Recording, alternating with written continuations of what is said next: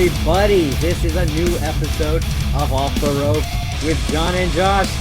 I, of course, am Josh. And you all know me. I am Dr. John Dorian. The truth is, every patient suffers from dementia. I'm not going to change all that. After all, the right thing's not always the best thing to do. You'd know that if you ever worked in a hospital. What is a hospital? A hospital's a lot like a high school. The most amazing man is dying, and you're the only one who wants to steal stuff from his dad.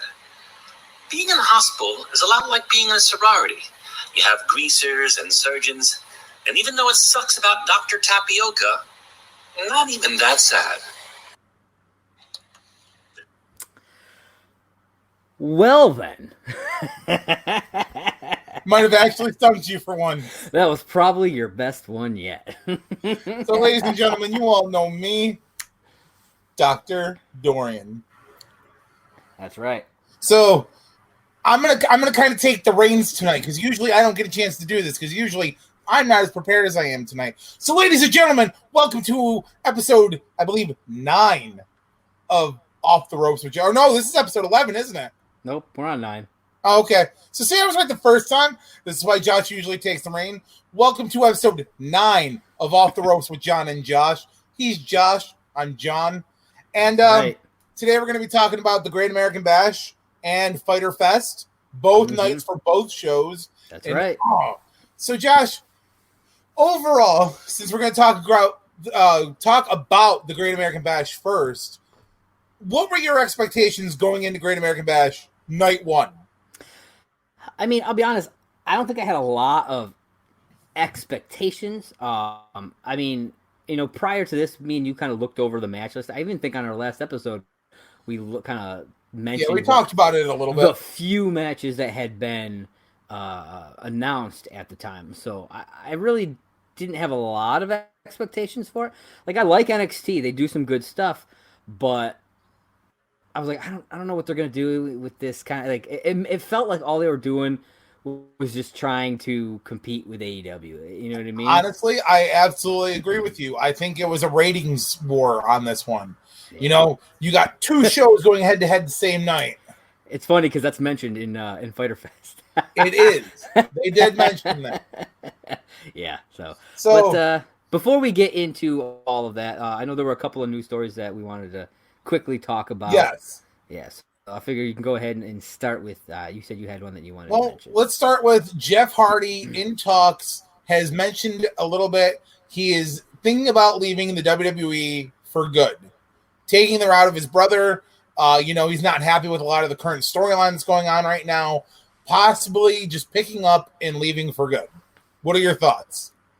I mean, I'm surprised it actually hasn't happened before this. You know what I mean? Wasn't able to. They had to extend his contract after that last injury.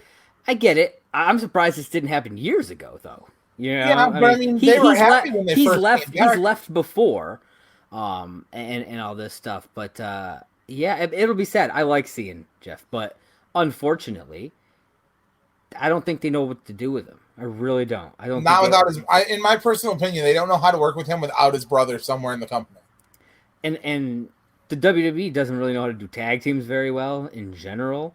Unlike, as we'll see with Fyter with AEW, man, they fucking know tag teams. Dude, they WWE know a lot more about tag teams. Yeah, WWE not so much, and so it'll be sad. I'll say that if he does. Agreed. But he's getting up there. He's not a spring chicken anymore. Anyways, I don't know how many more years he has really in this. Realistically, probably less than 5. Like he puts his body through so much doing the matches that he does. So he has for years. So like I said, realistically looking at it, probably less than 5. Yeah, so it's definitely a bummer to hear that's what he's kind of thinking. And if it does happen, I hope that wherever he goes, whatever he does, that he's happy doing it, Yeah. So now you said you got some news stories. Yeah, I just wanted to talk about, we talked a little bit before we went on air about this whole eye for an eye match that they're doing at Elimination Chamber. Or not Elimination Chamber, at Extreme Rules. Extreme Rules. Yes. The Horror Show. Yeah. So, as we were talking, AEW did this before. Yes. At least an eye for an eye match. Yeah. John Moxley had been previously injured by Jericho in the Inner Circle, and he had his eye patch on, and then he had attacked a few members of the Inner Circle, and so therefore they needed to have their eye patches, and then it was so then they just had a match of LAX. Yeah. But this is not what that is. It is not. Apparently, it was literally let's gouge someone's eye out. Yeah, this is in order to win, you have to literally pull your opponent's eyeball out of their head. I wonder how they're going to do this legit. Well, a news story broke about this, and it said that they will be apparently using CGI to pull this off. And the only thing I could think of when they said that was, you remember WSX? And they used to just put random CGI special effects in throughout their and it was probably the worst part of their matches. Like, I liked their product, except for that. Yeah. I feel like that's what this is going to be. It's like, we already know this isn't real. And I don't know. It really kind of bothers me. So, it makes you wonder how they're going to pull this off, because that means whoever loses their eye is going to have to either wear an eye patch or be off TV for a few months. And then they're going to have the story, okay, he was able to get it surgically reattached. Or a glass eye or something stupid. But he'll be, he'll have to wear this eye patch for 6 months. I don't fucking know. It's ridiculous. I mean, yes, I'm going to watch it, obviously, but it's ridiculous. Oh, man. I mean, we have to talk about it, right? To talk about it. And hey, if they pull this thing off and it looks awesome, then fucking bravo. I mean, yeah, they're good for them. I mean, I just don't see that happening. Yeah. Oh man, what other brilliant news stories you got? I mean, that was really all I wanted to talk about this week, because with us doing these two essentially pay-per-views, even though you didn't have to pay for them, it's it's gonna be kind of long, So I didn't want to jam it and have like a 3-hour episode. So we're gonna do a news episode next week. Yes. Kind of get all that news in there right before the pay-per-view happens, and there'll be some good stuff. All right, ladies and gentlemen. Speaking of good stuff, let's get into Fyter Fest. I mean, Great American Bash. Yeah, but I was gonna say, if we're gonna talk about the good stuff, we're gonna have to talk about AEW, and I figured let's talk about the Great American Bash first. Was it horrible? No, definitely not. It was not AEW's product. But when we get into Fyter Fest, I'm gonna say this right off the bat. There's literally only one match of both nights that I didn't like. Really? And that's it. Wow. Yeah. Listen to that, ladies and gentlemen. Josh is joining the bandwagon of AEW. Yeah. I was not that he was anti-AEW to start. No, I wasn't, but I was I've never I don't have a lot of experience with AEW. But I was extremely impressed with what they did. So but yeah, let's get into Great American Bash and kind of go through that. All right. See so ladies and gentlemen, opening match of the night. Now I didn't watch. I don't know if there was a pre-show. I'm assuming there wasn't, because it was, So unless they do something similar to AEW, who does maybe AEW Dark. They do. That, I don't know. Opening match of the night saw Tegan Nox taking on Dakota Kai, Candice LeRae, and Mia Yim. Yeah. So like I said, I'm going to kind of pull you this week. Hold on, in an elimination match for the women's championship. Oh shit! I don't think I realized that when I watched this. Yeah, gotta make sure we specify that. Yeah. But nobody in that match was for a number one contenders shot at the women's championship. In that match was the women's champion. Yeah, that was my. I wrote it down wrong. I'm sitting here. I'm like, wait a minute. This was not a title match. It was a number one contenders match for the time. But it was wrong over there. But it was an elimination match. Okay, so it was an elimination match, and let's talk about this a little bit. What are your thoughts about this match? Well, my very first note that I wrote as I sat here and watched it, and it was the first note that I wrote within the first couple minutes of this match, I am not a big fan of Candice LeRae. What? Sorry, just not a big We are fan. total opposites. My very first note is Candice LeRae's ass looked great. I mean, she's a good-looking woman. I'm just not a fan of her as a performer. But Mia Yim, she's a fucking beast. Dude, she's a workhorse. Yeah. Like, absolute workhorse. And I'll be honest, I was pissed how quickly she was taken out of this match. I mean, you got to expect it, though. It's one of those things where you got to take down the stronger opponent. You got to make it look strong, and you got to make it look good. And, I mean, at least they made it look believable. It wasn't some... Yeah, I mean, but Mia was fucking killing it throughout Oh, this match. she was. That fucking Canadian Destroyer that she did was sick. I mean, I'll be honest, almost any time someone does a Canadian... I mentioned Canadian Destroyer a couple of times during... I was going to say, I guarantee you during AEW, then you marked the living shit out then. Oh, yeah. I love that move. But when she did that, I was flipping out, man. It was fantastic. But it was like almost right after that she got taken out by Dakota Kai. Yeah. Yeah. And I thought that was weird that a heel took out, like, I understand that it's usually like a heel taking out the face to keep it like level. Yeah. But I was like, shit. I'm like, that's not how I expected that to go down at all. And they were really pumping Dakota Kai here because, like, at one point she was pinned by both Knox and Yim at the same time, and she kicked out of both of them. You know what I mean? So, I've like, noticed that they were she's really been pumping on her. a good roll lately in a bad way. Really? I mean, ever since, like the split between her and the tag partner, she's went her own way, and she looks strong. Yeah. But they make her out to be just so, like, I mean, she's supposed to be the heel anyway. I mean, she's Dakota Kai. She's not. Yeah. But personally, I think this match lost some steam after Mia Yim was eliminated. I think so. She was the one really, because like you said, she's a workhorse. She was, I feel like, the one really pushing that match hard. And we see that in night 2. Yes. We see how much she really does put into a match. And there's a lot of story right now between Candice LeRae and Mia Yim. So I get it because, they've had their whole program going on, which got elevated with the Johnny Gargano, Keith Lee side of things. Dakota Kai and Tegan Knox have only had their feud going on. And, I mean, it's been drawn out now for close to a year. There's not much more you can do with this. At some point, one of the two of them has to get over what happened, and the feud has to go on to another place. And we see that in the win here, and I think that might be towards something better. Yeah. And I gotta say, like, that the ending of the match was pretty sweet. Like that 450 seated senton, and then the shiniest wizard that she does, like that combo that she did. Tegan Knox, like she earned that win when it came down. She to did. That. And like Josh said, Tegan Knox picked up the win. She now is the number 1 contender for Io Shirai in the women's championship. Yep, which we will talk about in night 2. Maybe. Two.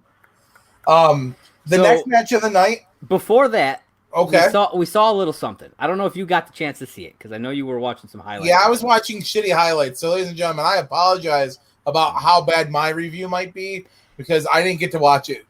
There was a little promo, Damian Priest calling out Cameron Grimes, but I'll be honest. Like I know you like Damian Priest. I wasn't impressed with this promo of his. I don't know what it was. It didn't seem like there was much. He had much in it. I don't know what it was. It just didn't seem. He's not the best on the mic. He usually has a good mouthpiece, but when he came to NXT, they didn't sign anybody to mouthpiece him really. So yeah, it happens. But yeah, I just wanted to mention that there'll be some stuff in between matches here and there. So that's fine. If you need to add something, just jump right in. Okay. So match 2 of the night saw Timothy Thatcher taking on, I'm going to pronounce this wrong, Oni Larkin? Oni Lorcan. I was like, what? Who? Yeah. I don't know who either of these guys like, I don't know either of these guys, but I will say they both impressed me with their technical skills. I was going to say, it was a very good technical match. Oh, yeah. I mean, there wasn't really anything that stood out on this match besides the fact that both these guys worked their asses off to. Yeah. But I'm like, they put on a technical clinic is what I wrote my note. A technical clinic. Yeah, but I mean, the fact that, like, I don't know who either of these guys are, and I've been trying to keep up with NXT for a little bit. So, ladies and gentlemen, I mean, if you're actually listening to this, go to anchor.fm/offtheropesjj, leave us a voice message, let us know who either of these guys are, what they've done, who they come from. I mean, come on. You guys have been listening to this and you're not giving us shit. It's true. Like he said, leave us that voice message. We will always, respond in some way, whether it be just showing up at your house or or just putting it on here and just playing it. But definitely do that. Absolutely. I felt this match felt like almost like an amateur wrestling match. You know what I mean? Oh God, yeah. Yeah, like I liked it. Like I said, I thought it was actually a really well done match. I mean, but it was like you said, it didn't. Nothing really popped. And that was what sucked about it for me. Was like I'm like nothing really popped out of this match for me. There wasn't anything that made me really want to like watch more. Right down there, anchor.fm/offtheropesjj. That is phenomenal. Yeah, check that out. All right. So Thatcher wins this match with a Fujimara armbar. Did you know that, or did you have to have them tell you that? No, I heard when I wrote it down when they said it. I was just gonna write down armbar. Armbar. They said Fujimara armbar, and I was like, I'm writing that down. Sweet. All right. Anything post match? Yes. There was a pretty sweet vignette carrying Cross. So go and check that out. He's doing some stuff there. I like that guy. I think he's pretty cool. I know he was okay. I don't have anything really against him. I just don't like the fact that Vince McMahon gets like these instant hard-ons, and then like, boom, you're supposed to just want to have this guy like ass fuck you in the back of a Volkswagen or something. All right.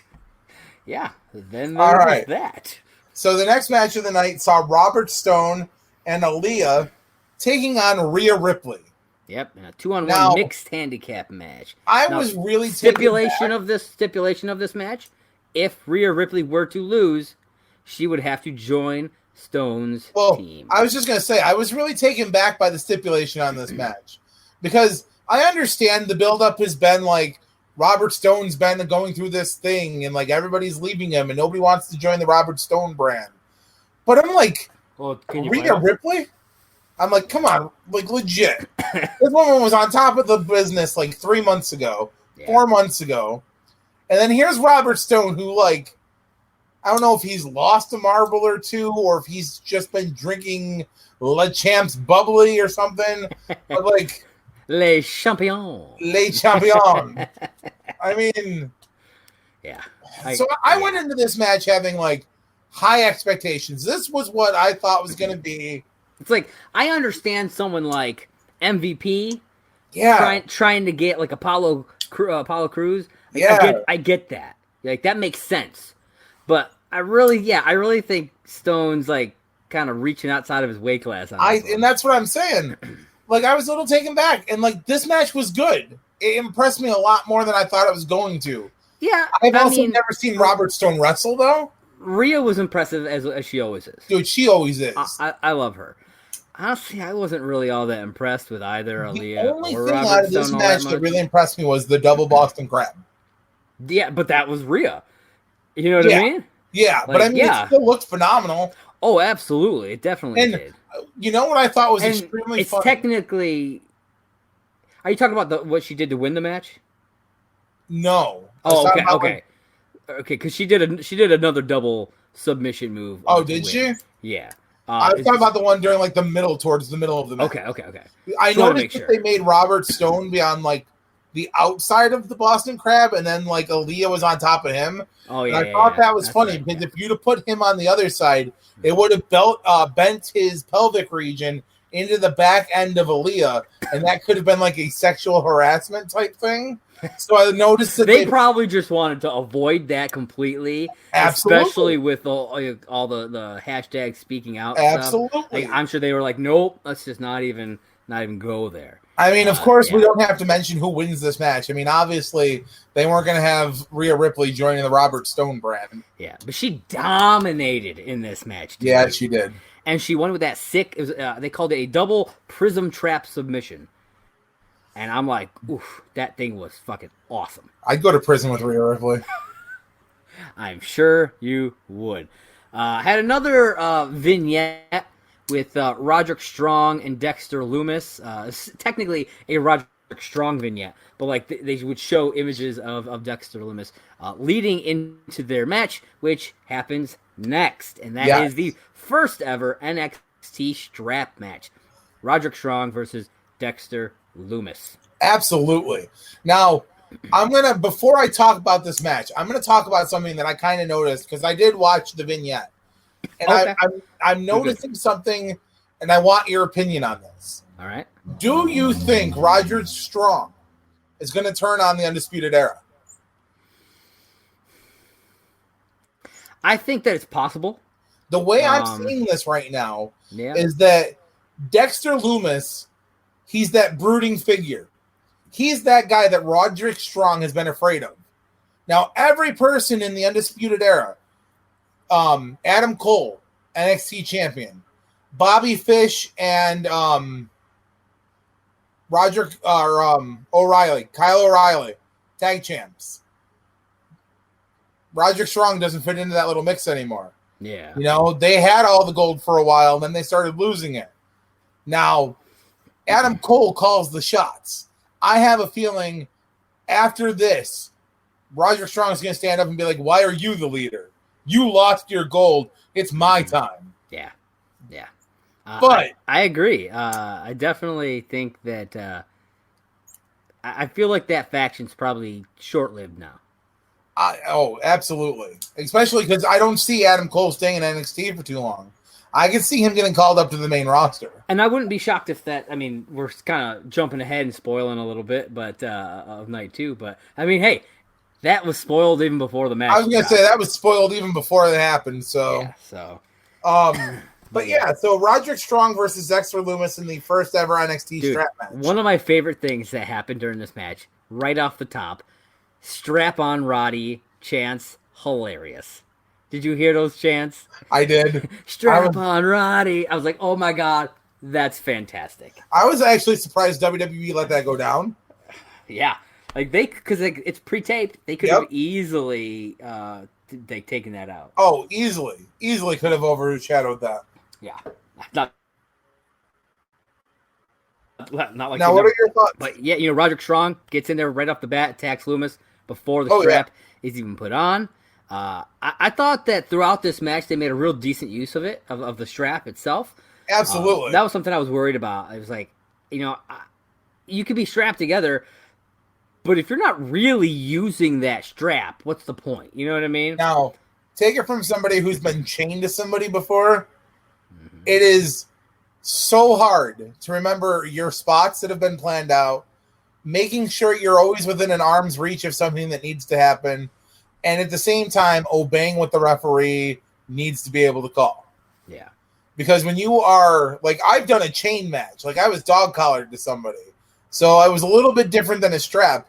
But at the same time, you can and you can't do certain things, and that just makes it impossible. Yeah. I'm not sure your thoughts on that. I mean, like... No, yeah. I mean, I've never been specifically in one of those types of matches, but I have watched you do those matches. And I've watched other types of matches like that. And, you know, it can be difficult enough, you know, remembering your spots at times. And so, yeah, you know, making sure, knowing where you can and cannot move. And, like, we see that at times, you know, where, like, I believe Lumis tossed Roderick over the ropes, and they use that as a thing. But you got to know how much length you've got. You got to be aware of that, aware of where you are. You know, you don't want to trip on it, you know. So it's I definitely think it's more impressive when they're able to pull off a solid strap match, and this one was definitely solid. 100% agree. I have a question for you. I want to get your thoughts on this. Is Lumis supposed to be a monster type character? That's what I think they're building him as, But at the same time, I think with the way they've been using him, WWE wasn't sure how to get him over in that aspect. Yeah. And I even noticed it during the booking of the strap match where he had moments where he like literally dominated on Roderick Strong and still didn't look like he was like sure that he was allowed to like have that, like, you know what I'm saying, conviction. Yeah. Like, yeah, but he's a brooding dude. Like, and I'm like, yeah, he looked dominant.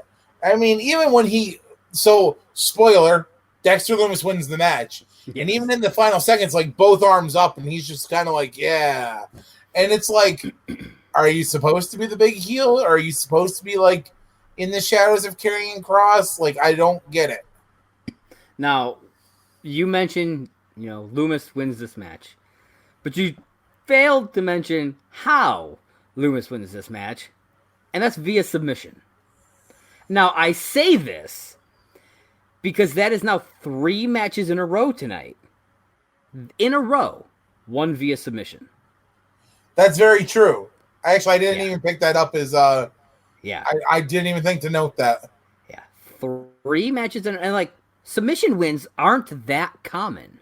Really? No, they're really not. And I actually, like I said, I didn't even think to make that connection between those 3 matches.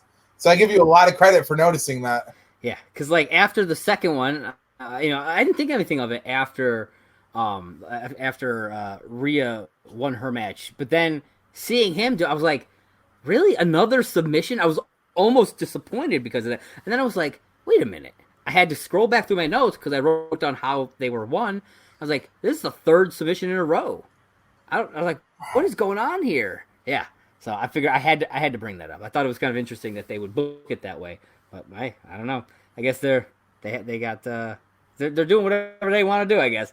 I don't know. I guess.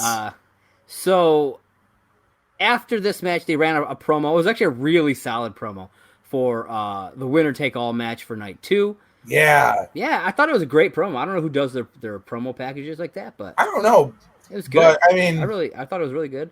And then we got Candice and Johnny Gargano in the back. I think they're being interviewed. I think they're getting ready to be interviewed. But I don't know what her name is, to be honest with you. The one who's back there doing the interviews. But then Candice spots Mia Yim and just takes off, and they just start going at it. Yeah, they do. And then Gargano goes over there and tries to break things up. Him and Swerve get into a little bit of some things get separated.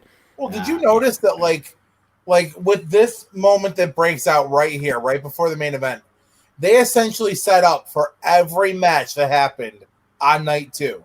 Yeah. And I was just kind of like, what the fuck? Yeah, because if like I said, when we talked about it on the last episode, there was one match announced for night 2. Yeah. And that's it. Just the winner take all match. One match to essentially 7 that they set up for.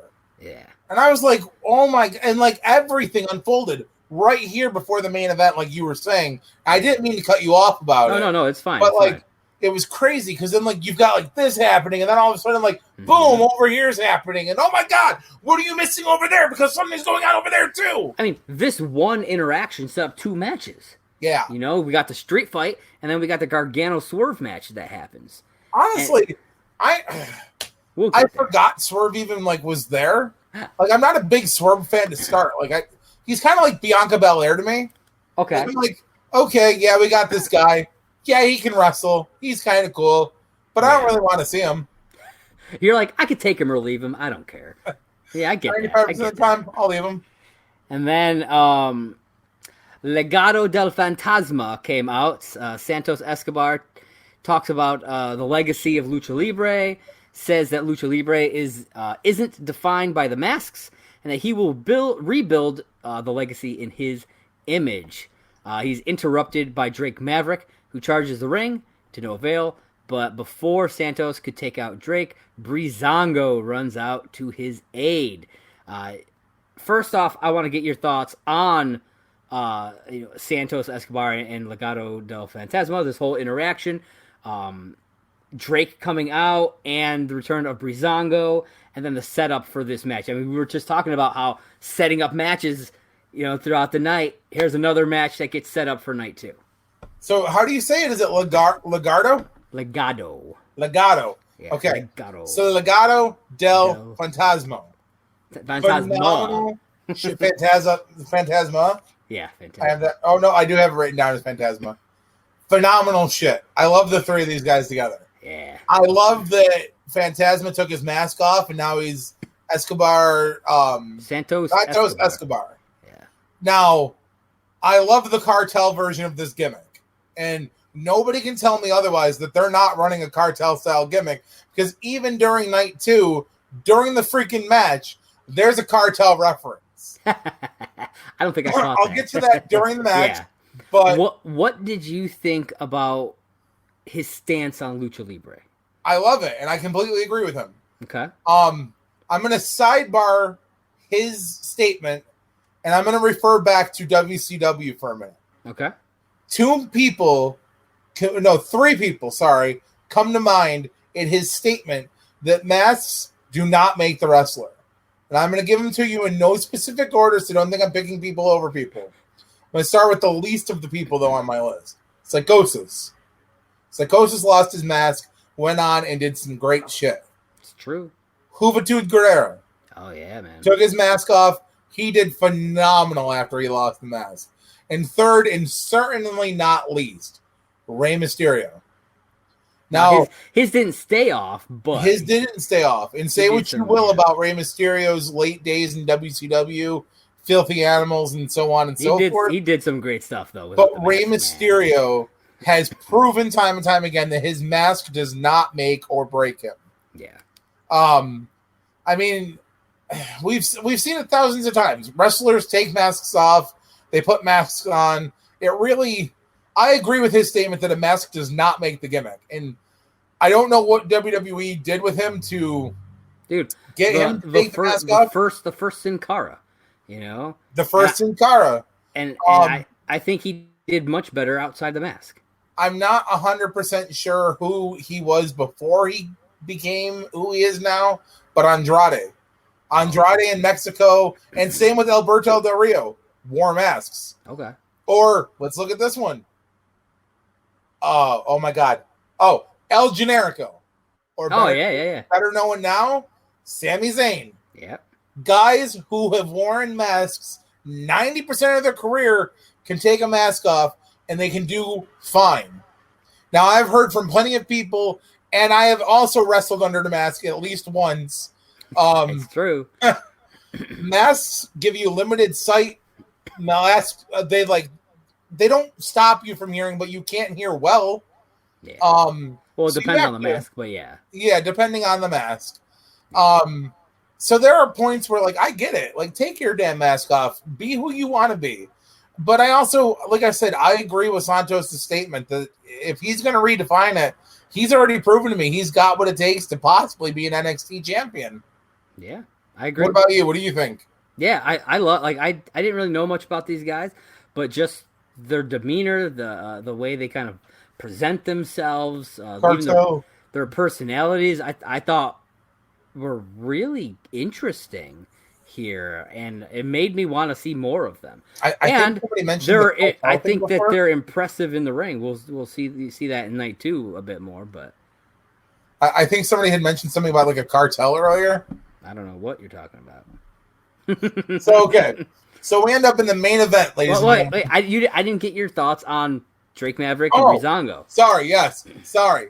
So yes, Drake Maverick comes out. Obviously, he was going to come out and say something because that NXT Cruiserweight Championship has been this close to his grasp now for so long. And then, of course, the 3 get the upper hand and Breezango comes to save him.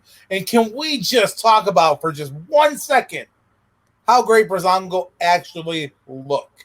Mm-hmm. Not wrestling related, but I mean physically. Johnny Curtis coming back from that injury not that long ago. Breeze has cut off all his hair almost completely. They look subpar. I'm right. Damn. I almost didn't know who they were when they first hit the ring. Yeah, and that set up for that 6-man tag that we could see tonight too. And I wasn't disappointed. Yeah, me either. We'll get to that though. But before we get into the main event, there were some stuff that happened after. Cameron Grimes made some comments about Damian Priest challenging him And then he started like mocking him a bit, and then he claims that he's going to be the next #1 contender. I don't know. I'm going to be the next #1 contender. It's like, yeah, can I just walk up and like, yeah, I'm going to be the next #1 contender? I mean, for a while, people were calling the shots, being like, I'm going to be the champion, and I mean... Fair enough. They also aired a promo of Mercedes Martinez's return. Yeah, the next week. Mm-hmm. Well, and when they aired it, it was 7 days away, but, night 2. So for night 2. And then at this point, they announced that night 2 would see the Mia Yim, Candice LeRae in a street fight match. Yeah. Which, that was quick. You know what I mean? They made quick work of that because there wasn't even a match in between that. No. You know, it was the whole Candice Mia Gargano swerve thing, and then you have Phantasma and his crew and all that happen, and then you get so it was real quick. Like they made that decision real quick. Obviously, they had that plan. It's, they have good upper management. Yeah, better than CBW. But yes, then we get into the main event. And what is that main event, Mr. John? Well, the main event would see Sasha Banks with Bayley taking on Io Shirai for the NXT Women's Championship. No. There was no title on the line. I thought Io Shirai was defending the title. Not that's on night 2. Ladies and gentlemen, my notes would be wrong yet again. Hey, mine were wrong at the beginning with the apparently we're just completely off about the women's title. Defended on night 1, bro. No, she didn't defend it against Sasha. She defended it in the second. I thought it was supposed to be for the title. No. It was just Sasha wanting to prove something. Well, damn it. Yeah. Now I am upset. That is okay. We're going to get into this. Io is a fantastic performer, I have to say. I'm really grown to like her quite a bit. They did some interesting stuff in this match, I think. I didn't mention this before, but during the Roderick Strong, Dexter Lumis match, there's a couple of cars out at either side of the ramp, specifically a Dodge Viper. And at one point... you were thinking to yourself, man, I wish I could drive that car. Well, yes, that. But Loomis tries to get Roderick in the trunk. Calling back to what happened in your house. So at one point during this match, Bayley goes over to that car and honks the horn real hard to distract Io and give Sasha a bit of an advantage there. So that's true. I was like, hey, man, that's not a disqualification. She's just making noise. People make noise all the time. I thought it was very, very smart that they did that. Look, I had nothing against the distractions in the match. We will talk more about my thoughts on that kind of stuff on when it comes to AEW. I had some real issues with that there, but we'll get to that when we get to that. I mean, Sasha showed up in this match. This was a version of Sasha Banks I have not seen in a very long time. This was the boss of yesteryear. Yeah. You were absolutely correct when you say the boss showed up. Mm-hmm. I honestly thought there was at least 2-3 moments in this match where I thought she was going to win. I thought she had it. Dude, she pulled off some fucking crazy shit. Like that sunset flip over the rope, and then she powerbombed Io into the plexiglass. I was like, where the fuck has this Sasha been? Well, she was hungry, dude. Yeah, she definitely was. And I hope that we get to continue to see this side of her as we kind of move forward. So at one point, Io has Sasha locked in the crossface, about to tap. Bayley tosses the title into the ring. I thought this whole thing was a brilliant heel move. So the ref grabs it, goes, it's not like there's no DQs. You can't have that in there. Pulls it away, and when he's distracted, Bayley hits Io in the face. Okay, I want to talk a little bit about this because, like I said, I think this is a brilliant heel move. She knew exactly what it would do, throwing the title in, and it sets up for something afterward. So we get all this, and then the ref's taking the title away, And Bailey runs after him. And she's like, no, that's my title. That's my title. And she's like playing tug of war with the ref.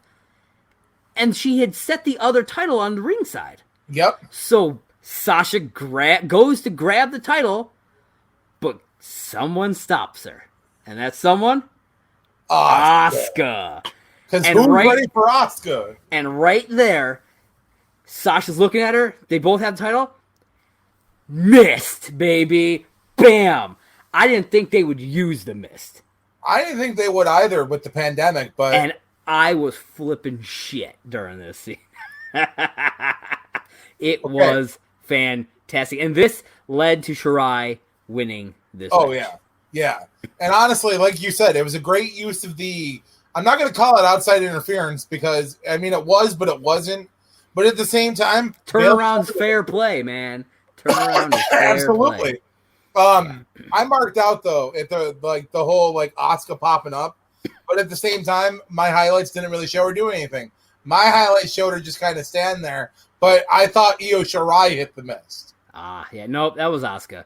And a little side note, which I thought was really cool, both Io and Asuka tag teamed when they were in Japan. Now, I have a feeling they're going to build towards an Io Shirai and Asuka match versus Bailey and Sasha Banks. Yeah. Okay. I think that might be where this was going. I like that. I can see that. I mean, Extreme Rules is the next pay-per-view, but it could happen at the one after that. Would that be Survivor Series, or do you think there's another one in between? Honestly, I have a hard time keeping those all straight now. I know it's around that time. I'm not sure, though. It could be September. I can't remember. But yeah, so that was night one. I think it was overall pretty good. It wasn't horrible. It wasn't a what solid I night. But... I thought, yeah. I enjoyed watching it. I wasn't there were a couple of good moments, but I wasn't glued to my seat the whole time. No, you know what I mean. All right, so let's have the fun talk now. All right, let's start with the worst match of the night. Okay, worst match of the night for me. Rhea Ripley versus Aaliyah and Robert Stone. Really? Yeah. I just I love Rhea, but again, like I said, was just not impressed with Aaliyah or Robert Stone. And so I did not see that coming from you. It dragged it down, and the rest of the matches were serviceable enough. You know what I mean? True. Enjoyable enough matches. Whereas that one, I was just disappointed in that match. Now, see, I slightly flipped the coin on this one. Worst match of the night for me, Timothy Thatcher versus Only Larson. Yeah, see, I thought that match was actually really well done. Yeah, I didn't know who they were, and I may not have been invested as much in it, but the match itself was good. But see, that took me out of it. Yes, the match was good, but I had no investment in it because I didn't know who they were.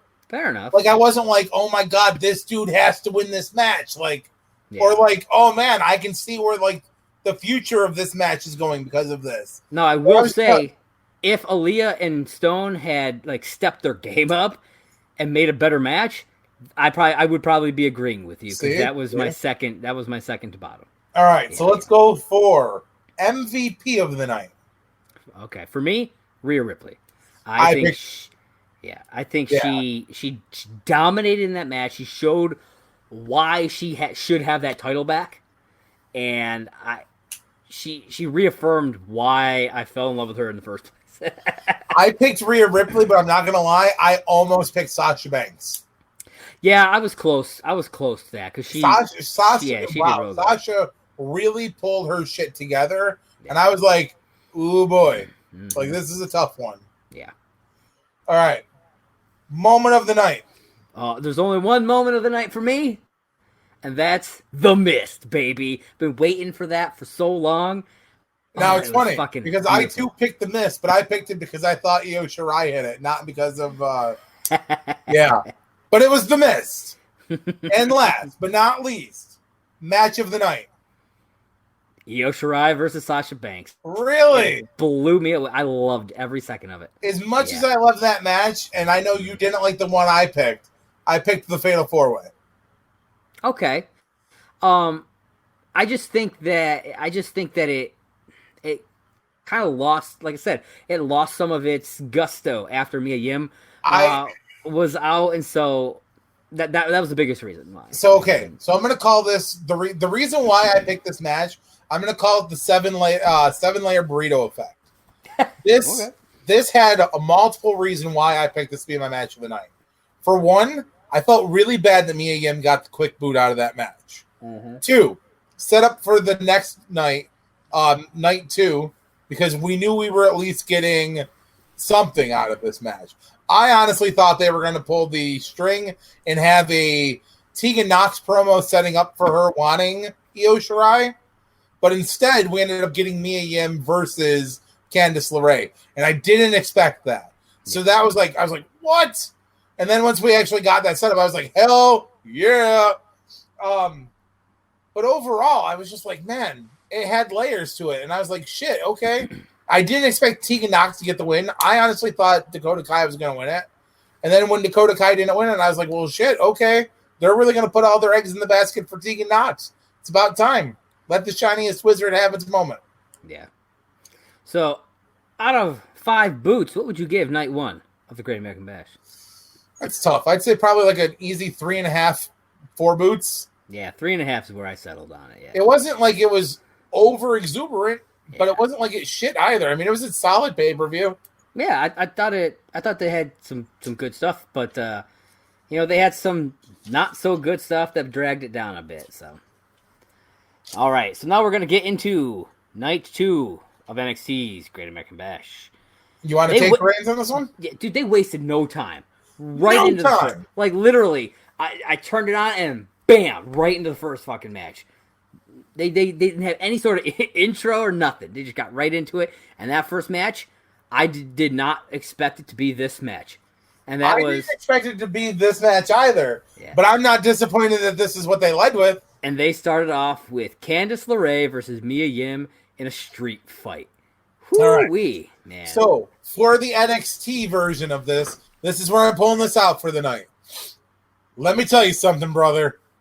So this match was the hard-hitting show match of the night. I could not believe what we were seeing from this. Yeah, man. They put okay, so in night 1 I said I was not a big fan of Candice LeRae, okay? And as far as her character goes, still not a huge fan. But she impressed me here a lot more than she did in night 1. Yeah, I was really impressed here. I watched a lot of Candice LeRae when she was doing indie stuff. So I know what she's capable of doing. And I have the feeling WWE is like, the rest of our women sometimes can't keep up with what you can do. Tone it down. Yeah. Show that you're like that tier until you have that moment where you can step that game up. This street fight was one of those moments. Yeah.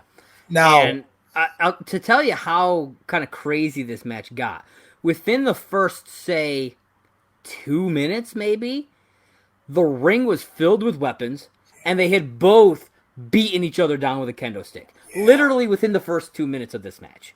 It was ridiculous. Yeah, a fire extinguisher gets pulled out at one point. It was awesome. Like they did so much cool shit during this. Great use of weapons in and out of the ring. I don't want to take away too much from the match, and I don't want to give away too much of the match for people who haven't seen it. But I have one note here about the match, and that's about the ending. Okay. I want to talk about that swinging neck breaker onto what I have labeled as an orgy of chairs. Now, I have seen a lot of dangerous spots in my time, and I have been the revolving end of dangerous spots.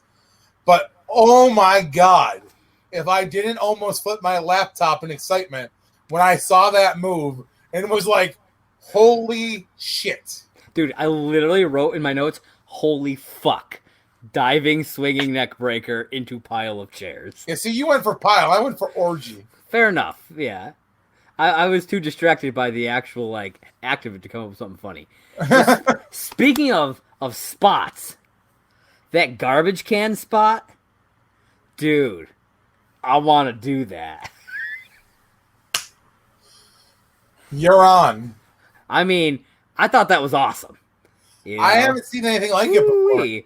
And I'm doing that to you next summer. That's right, folks. Keep an eye out next summer. You'll see it. It'll wind up on the channel. So you want to talk about who won the match? Candice LeRae wins this match. Now, I know you're slightly probably like, fuck. I was a little bit sad because, like, Mia Yim, man, she's fantastic. But I got to give it up to Candice. She earned this win here, man. Dude, she trumped on this match. Like, she was trying. Although there was that moment when they were like, she got booted through the table. And I was like, God damn, Mia Yim. Uh-huh. That was nasty. All right.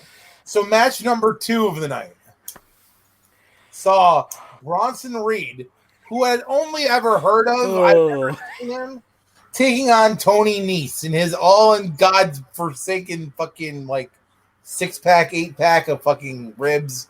I was like, pack, whatever. I was like, what the hell kind of match is this? Like, I was like, eh. Yeah. I'm not going to lie. Even if it was a highlight package, I got up, used the bathroom, grabbed a beer. Fair enough. I mean, Reed's a beast, I will say. He's a big dude. But it felt slow and kind of lackluster, especially after just sitting through that wild fucking street fight. That opening match really caught me by the balls. Yeah. And not because Candice LeRae is pretty. Like, if they had switched matches 2 and 3, yeah, I think, because, like, you get that insanity of that first match, then it kind of brings you down, but not as much as this one did, you know? So it's like, it's kind of like weaning you off of the adrenaline of that first match. But for this, it's just like craziness to not.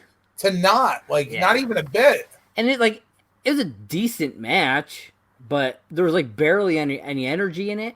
Agreed. I mean, Reed had some impressive moves, I think, a few for being a big guy.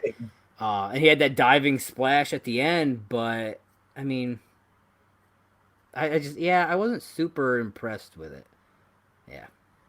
And Reed wins the match, if you guys didn't get that from what I was saying. So we get a little backstage bit of stuff before the next match. I don't know if you happened to see this. No. Robert Stone. So we talked about... Oh, wait, is this where that happened? Hold on. Yeah, we talked about in night 1 him kind of punching outside of his weight class and stuff. And I think he's still punching outside of his weight class personally a little bit here. Maybe not quite as much as Rhea Ripley, but he tries to recruit Shotzi. Yes. Now, see, I have this in my notes, but I think I marked it down afterwards on accident. Because I have this in, like, written down a little bit later. Okay. But yeah, he tries to recruit Shotzi Blackheart, who politely shoots him down. Uh-huh. And then when he keeps trying to do his, like, brand recognition recruitment, Shotzi Blackheart runs him over with her tank. Some dude grabs him. I don't know who it was. Do you know who it was? I honestly don't know who it was either. Yeah, so some dude grabs Stone and chucks him into the wall, and then he's on the ground. Yeah, Shotzi runs his legs over with the tank, and he's just like, ah! But the best part about that for me is that they sell it really well, because then like 8 people run in and try to move the tank, and they can't. Yeah, it's fantastic. Oh, man, I loved it. That was good stuff. So then we get into the next match, and that is Isaiah Swerve Scott versus Johnny Gargano. Johnny Wrestling. Yeah, man. This was a decent match, too. I really enjoyed it. Swerve got some good moves off. I was more impressed with this match than I thought I was going to be. Yeah, I thought they really worked well together. Now, I labeled this match in my description as it was brutal and exciting. Because, I mean, there were some hard-hitting moments in this match where I was just like, damn, that's got to hurt. Yeah, I agree, but I think it was anticlimactic in the end. Yes. I don't know if you felt that way, but I felt that way. I think it was just because, like, I don't think they knew how to end that match without hurting, like, somebody. Yeah. Like, it was clearly going to be Gargano's night. Gargano's been on a winning streak. But at the same time, I mean, it's Isaiah Swerve. Yeah. It's been on a losing streak. Because, Gargano wins with a spike DDT, but like I said, it didn't feel like it should have ended there. I don't No. know. It just it didn't But feel yeah, big like enough. Josh says, Gargano picks up a win. Mm-hmm. Yeah, he gets a win. I mean, there's really not much else No. that I have to say about the match. Like I said, it was good. It but, was. I mean, it was okay. Yeah. And that's something that I've noticed about NXT. You get a lot of kind of mid-range type of matches. Yeah. Not Not terrible matches. He tries to turn it up. Yeah, not terrible matches, but nothing mind-boggling when it comes to that. Then we get a promo for Knox versus Shirai. It takes place next week. I assumed it was going to be tonight, or at that night on night 2. Yeah. But apparently not. And so that will be next week. Apparently. I don't understand why. Because they got to keep up with AEW for the following week. It's true, because they're doing Fight for the Fallen. Fight for the Fallen. And they're getting the big John Moxley match with Brian Cage. So we'll get to that. It makes sense that, they got to do something for it. But disappointing. All right. So the next match of the night. So I'm going to pronounce this wrong. Legado del Fantasma, comprising of Santos Escobar, Joaquin Wilde, and Raul Mendoza. I got it. My apologies. I did not write down the other two guys' names, I'll be totally honest with you. What? And they were taking on the comprised team of Drake Maverick and Breezango. Now, I just want to point out, I don't know if you caught this or not, Breezango came out in masks. Yes, they came out in the Los Conquistadors masks. And I was just kind of like, what the fuck? Oh my god. Like, I thought it was awesome. But it makes sense. Because they're mocking them. Yes. They're mocking them because they took their masks off and they were saying how Lucha Libre, isn't defined by masks. Yeah, but they didn't. So, I think at that point, they should have wrestled in the masks entirely for the whole night. I think that would have been kind of awesome. Or at least, gotten into the ring and maybe done some stuff and, had the mask taken off. Maybe have, the Legado del Fantasma, a couple of the guys from it, take the mask off, something like that. I think that would have been a little bit better. Heel heat on that one. Yeah. But, I mean, this was a good match. A lot better than I expected it to be. Mm-hmm. I'm going to call them LDF, so I don't have to keep saying the name. They really impressed me with their teamwork in this match. They were really in sync here. And not the band. I was going to say the band. Saying bye, bye, bye. No, they were not. Maybe saying bye, bye, bye to Drake Maverick and Breezango, but I was going to say they were saying bye, bye, bye to those guys after they picked up the win. That's true. And because of what happened the night before, the whole time we're sitting there like, okay, we want to see Maverick and Santos get into it finally. We want to see this come to head, and it takes fucking forever. It did, but once it finally happened, man, the shit out of Fandango. My God. Johnny Curtis just took a beating here. He did, but he looked good while he took that beating. Oh, yeah, man. He knows how to do it. And, sir, it's Fandango. Hey, man, my pronunciations were correct. I just didn't want to elongate. You called him Johnny Curtis. Before that, I said Fandango. Hey, man, you said Johnny Curtis. I thought it was free range that we could also call him that. So No. Him and I are tight. He's the only guy allowed to call me Chubbs. Fair enough, Chubbs. But yeah, unfortunately, Maverick could not pull it off here. He couldn't beat Santos. I almost wrote about how short he was in my notes, but I was like, nah, I'm not gonna do that. I mean, considering the other guys are about standard height, he is. He's a small dude, but you know what? He works. I give him that. I like him. He still busted his ass in that match, and he did. He looked good. Yeah, I like him. I'm glad that they brought him back. I really am. I'm still undecided. They won after Santos pinned Drake Maverick. I'm sure it's not over. You know what I mean? No, this is just the beginning. Yeah, this is just the beginning. Now, his little lackeys, the Phantasma, I'm going to call them the Phantasmos tag team there, can go after Breezango, and they can end up one of those tag teams can get like a number one contender spot for the NXT titles. Yeah, I like that. Yeah. Then after the match, we're in the back. We see Candice and Johnny back there celebrating, gloating a little bit. They make a statement that they have some wrongs to right.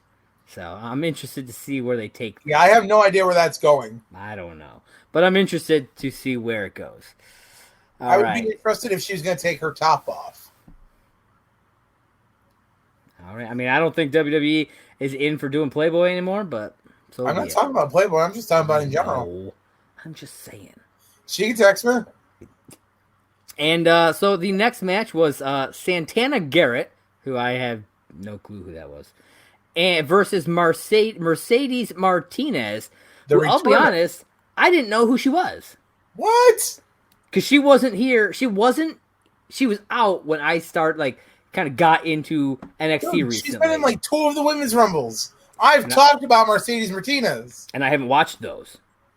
What I'm saying is I didn't really start getting into NXT until after Mania. No, I know. And she's been gone since before that. Yes. She got hurt. So I'm just like, I'm like, she looks cool. I just don't know anything about her. She's tough. And I have a feeling her and it was a quick squash match. It was. I was expecting them to have a little bit more time, but yeah, she fucked her up fast. Yeah, I was glad to see Mercedes. Mercedes return because I like her, and she kind of reminds me of a less annoying version of. Oh my god, what's her name? I can't think of it right now. The Queen of Spades, the one that nobody likes. Nah, fuck the chick they brought up from NXT that's like Ronda Rousey. Oh, Shayna Baszler? That one. See, I hate her so much I can't even remember her name. Yeah. Yo, real quick, side note about Shayna Baszler. I was reading a news article. Apparently, Becky Lynch originally proposed losing her title to Shayna Baszler. I had heard that. And I'm so glad that didn't happen.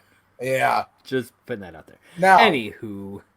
Now, was there an after-match thing? Yes, technically. There was a reveal that Damian Priest versus Cameron Grimes will happen next week. Oh, that's right. I forgot that match was supposed to happen on night 2. And also, okay, so throughout the night, we've been seeing WWE wrestlers giving their predictions on the main event. It happened 3 different times throughout the night. I kind of combined them all here during the last one, just so I could talk about all of them. We saw Mark Henry, we saw Drew McIntyre, and Shawn Michaels. Mark Henry predicted Keith Lee. Drew McIntyre went with Adam Cole. And HBK says he's going with Adam Cole, but he's a little torn because, I mean, it's Keith. He holds up like a piece of paper with Keith Lee written on it. I'm just like, so in other words, they have one person who's like Keith Lee, one who's Adam Cole, and one who's essentially undecided. I was like, really, guys? What was the point of all right? That? I mean, it was cool to see them on there, and it kind of like reminds you that, oh yeah, NXT's part of WWE. That's, yeah. You know what I mean? All right, so Josh brought it up. Let's talk about it.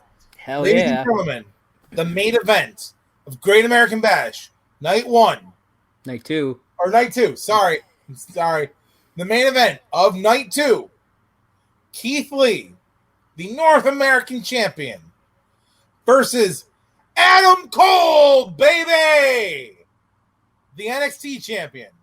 In a winner-takes-all match. Yeah, Josh, buddy. Your thoughts? Oh, man. This match was fantastic. Loved it. Fantastic, really the only thing you can say about this match? I mean, I'm sure there's more. We'll get into it. Within the first few minutes, Lee goes to check Cole into the plexiglass like he did with Johnny Gargano. And instead, Cole sidesteps him and BAM! He plows himself through the plexiglass. They are really using this plexiglass lately. To quote a Nation of Domination parody, Brother lays the smackdown on himself. Oh shit! Damn! Damn! Oh man, that was like I said, that was within the first few minutes of the match. Well, Like, and that's what I thought when I saw that happen. I was like, he's got him over there. He's gonna go for that fucking thing. And in the back of my mind, I was like, it's too early for this. He's gonna move. yeah. And he moved. And in my head, I heard Ron Simmons go, damn. Yeah. So it's really funny that you did that, because in my mind, I was like, damn.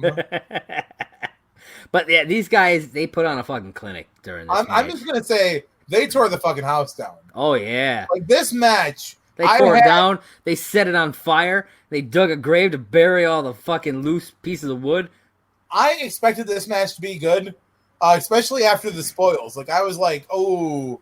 I'm like, okay, well, we all know how it ends. Yeah. I'm like, but we don't know how it gets there. Yeah. So this match is either going to fully have to live up to its hype, and there's going to be a really good reason why the outcome is what it is, or we're going to get absolute shit, and that big reveal is going to have done nothing for this match. I agree. I think it lived up to it. I'll be honest. Yes. When the ending happened, I was still like, you know what I mean? Like, almost taken, like, not by shock, because I knew he was going to win, but yeah, I don't even know how to describe the feeling that I had. I was taken back because I didn't see it ending where it ended.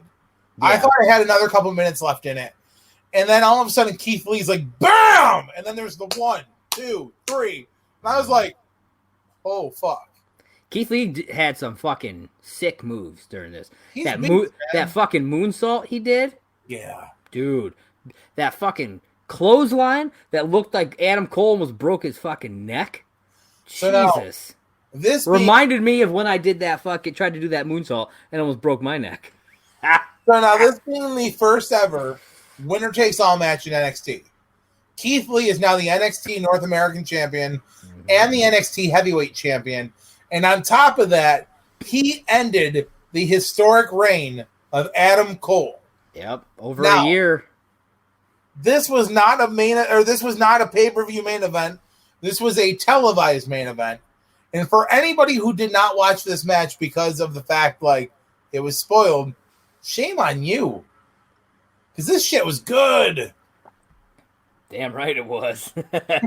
And then, like, right after the match, as Keith Lee is celebrating in the ring, you get shots from the back of Karrion Kross and his lady whose name I can never remember. Scarlett Bordeaux.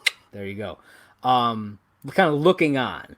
So, do you think Karrion's coming for one of those titles? Well, he already said after it was the triple threat match between the three of them, he already said he was coming for whoever had it. And I honestly thought he was going to interfere in the match and somehow make it a triple threat match at the next NXT TakeOver. I am really shocked this ended in a clean win with no interference. I'm wondering if they're going to do anything. I'm wondering if they're going to do anything next week, since they seem to be setting up some sort of competition show, to kind of go against AEW. I think Adam Cole at least deserves a rematch. Okay. Yeah, I mean, he's had it for a year. He's had it for a year. Sure. And, I mean, he just lost the title. Let him have a rematch. Yeah, I could see that. What do you think about having... I don't think they did this, but what do you think about having, like, Karrion and who was the other one in that triple threat? Who was in that triple threat? If I'm not mistaken, wasn't it Velveteen Dream? Was it Finn Balor was in that triple threat? Was he in that? I don't remember now. Whoever was in that, maybe have them kind of doing something to maybe build toward Karrion getting the chance to face off against him. You know what I mean? Yeah. I think that could be interesting. Maybe put that on next week's card or something small. Do something small, right? Yeah. Yeah. Maybe do the rematch, the Adam Cole rematch. Give him. I mean, obviously, don't let him win it, but because you don't want to screw over Keith Lee's reign. You know what I mean? Just fucking got it. That'd be kind of shitty. But that's true. They could probably put on another fucking solid match. You know what I mean? All right. So that is the end of night 2. So, John, what was your worst match of the night? I have the worst match of the night down as Bronson Reed versus Tony Nese. Now, I originally had something else, but as we were sitting here talking about these matches, I'm like, you know what? That fucking match was the worst match of the night. Originally, I had Martinez versus Garrett. Really? Just because I am not a big fan of squash matches. I'm really not. That's fair. I just don't like them. But see, I can respect the reasoning on that. Mm-hmm. But yeah, as we were sitting here talking about that Nice Reed match, I came more to a realization that I just did not like that match. I'm okay with that. Yeah. All right, MVP of the night, Candice LeRae. See, now Candice was my almost choice. You picked me again. It was so close. Nope. No. Keith Lee, baby. Ooh. Keith Lee, baby. Boom. All I'm gonna say is, it could have been Keith Lee for me. It was an easy coin flip on both those people. Yeah. But in my personal opinion, Candice LeRae took 2 really big bumps in the night, and therefore that elevated her to MVP. I wrote Candice LeRae down after that first match, and her name sat there, match after match after match after match, until we got to that last match. See, she was my instant. And had Keith Lee maybe taken, had he went through the plexiglass, maybe he'd have taken the moment. He did go through the plexiglass. Oh, okay, but I mean, really go through the plexiglass. Shattered the plexiglass? Yeah. Fair enough. Barbershop window style? She got kicked off a fucking, 4-foot fall, and then she delivered that swinging neck breaker onto the orgy of chairs. And... Hey, man, I'm not going to disagree with Candice LeRae. Like I said, she was almost my pick. So, I totally get that choice. I'm totally down with it. I'm not going to argue with that choice. Really not. So now let me swing this onto you. Into an orgy of chairs? Moment of the night. Speaking of orgy of chairs, it was that neck breaker onto the orgy of chairs. See, it was that for me until something even better happened in the night. Okay. My moment of the night goes to Io Shirai running over Robert Stone with her tank. That's good. That was in my my top 5, definitely. That had to be the moment of the night for me, because it wasn't there wasn't even a moment in the night where I'm like, oh man, we're gonna see Shotzi Blackheart tonight. Oh, I said Io Shirai. You did say Io. Yeah, Shotzi, we never even expected Shotzi Blackheart at this fucking event, and then here she is, and she's just like, no, I'm good. I'm like, oh! I'm like, she ran, and then they're like, oh! Oh! Now, I almost picked Keith Lee just at the end, standing in the ring after his match. Just that moment of, it reminded me of Eddie and Benoit, WrestleMania 20 at the end. You know what I mean? That's it. Kind of. I mean, obviously not as intense of a moment. Yeah. But it had that kind of that almost that feeling of it, and I almost gave it to that. But yeah, no, Candice LeRae, even though I may not be her biggest fan, got my moment of the night. All right, so here we go. Best match of the night, John. What do you got? I got Mia Yim versus Candice LeRae. Wow. All right, and it all night for me. It was that. Until Keith Lee versus Adam Cole. Look, I loved the match between Adam Cole, but again, there was just those few moments where Candice LeRae and Mia Yim, in my opinion, earned match. Oh, I get it. I get it. And look, I was still torn about it, kind of, but right leading up to fucking when I started this call. Look, I'm going to try to do what I've done a few shows prior. I'm going to see if I can persuade you into changing your opinion. Okay. Let me make this argument to you. It's the match of the night. It's the curtain jerk. It's got to be the pace setter. That match was hard-hitting. That match was fast-paced. That match had excitement. That match had a holy shit moment twice. That match didn't have any outside interference. That match didn't have any, technicality bullshit. It was a clean win. And Candice LeRae is fucking hot. I mean, you make some solid points. You really do. I understand why you picked what you picked. But like I said, that was my number 2. So I think it's funny that we're like kind of like almost like flip flop to one another.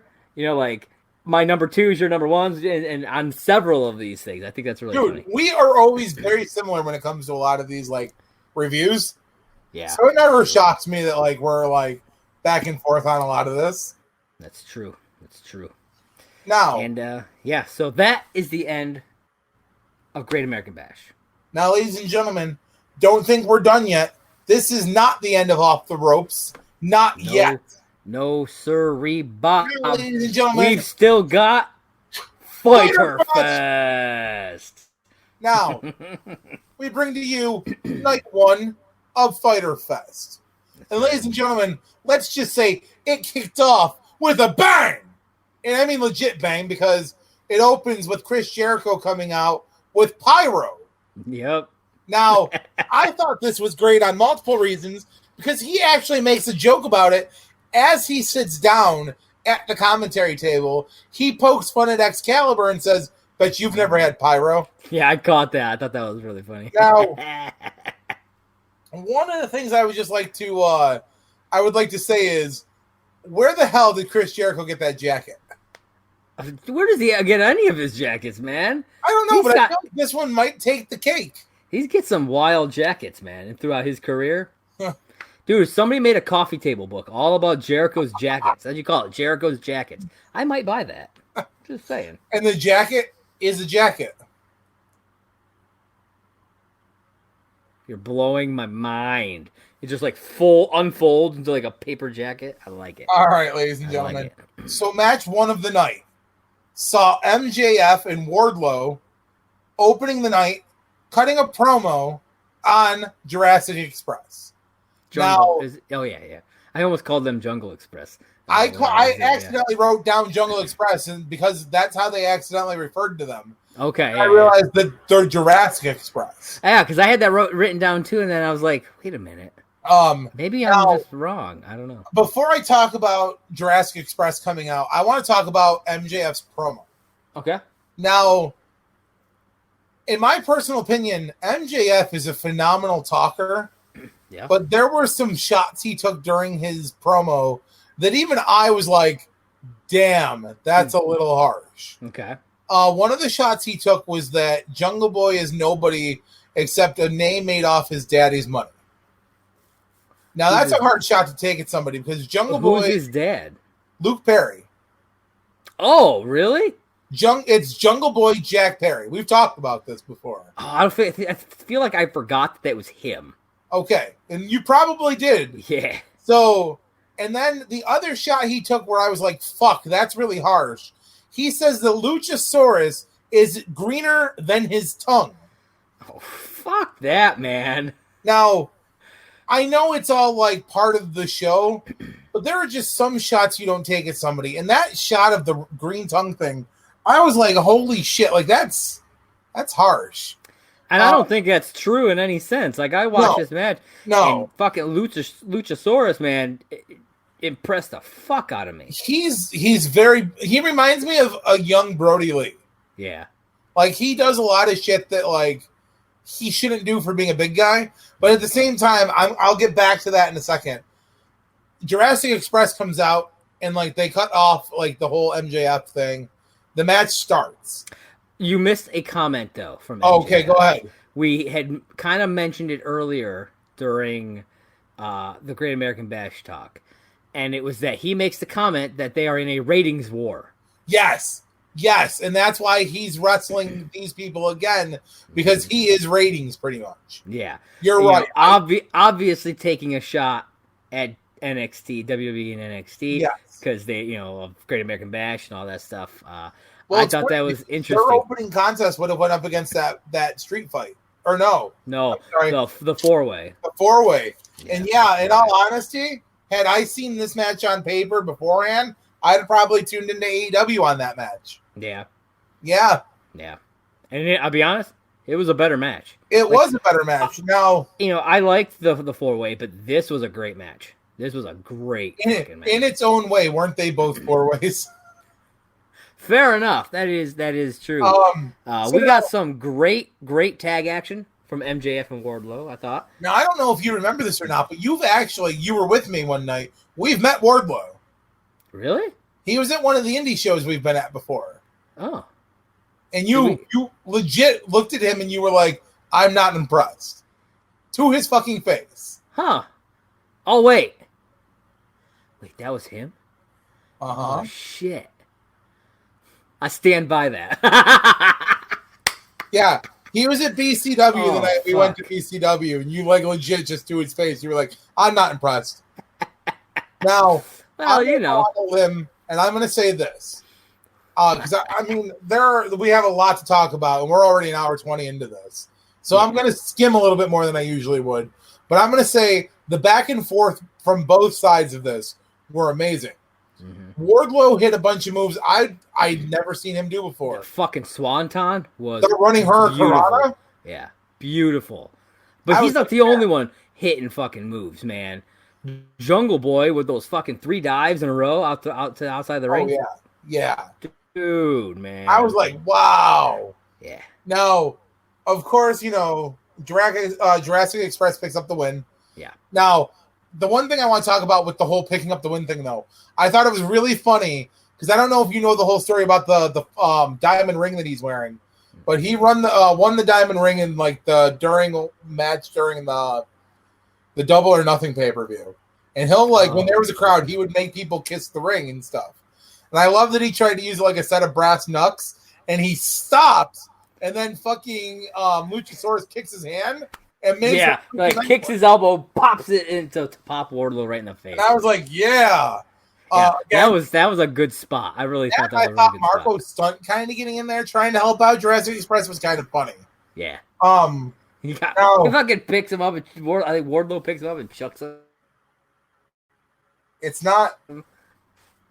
That was a hell of a match, though. Like I really enjoyed that quite a bit. It's not. It wasn't this night that I had an issue with, but yeah.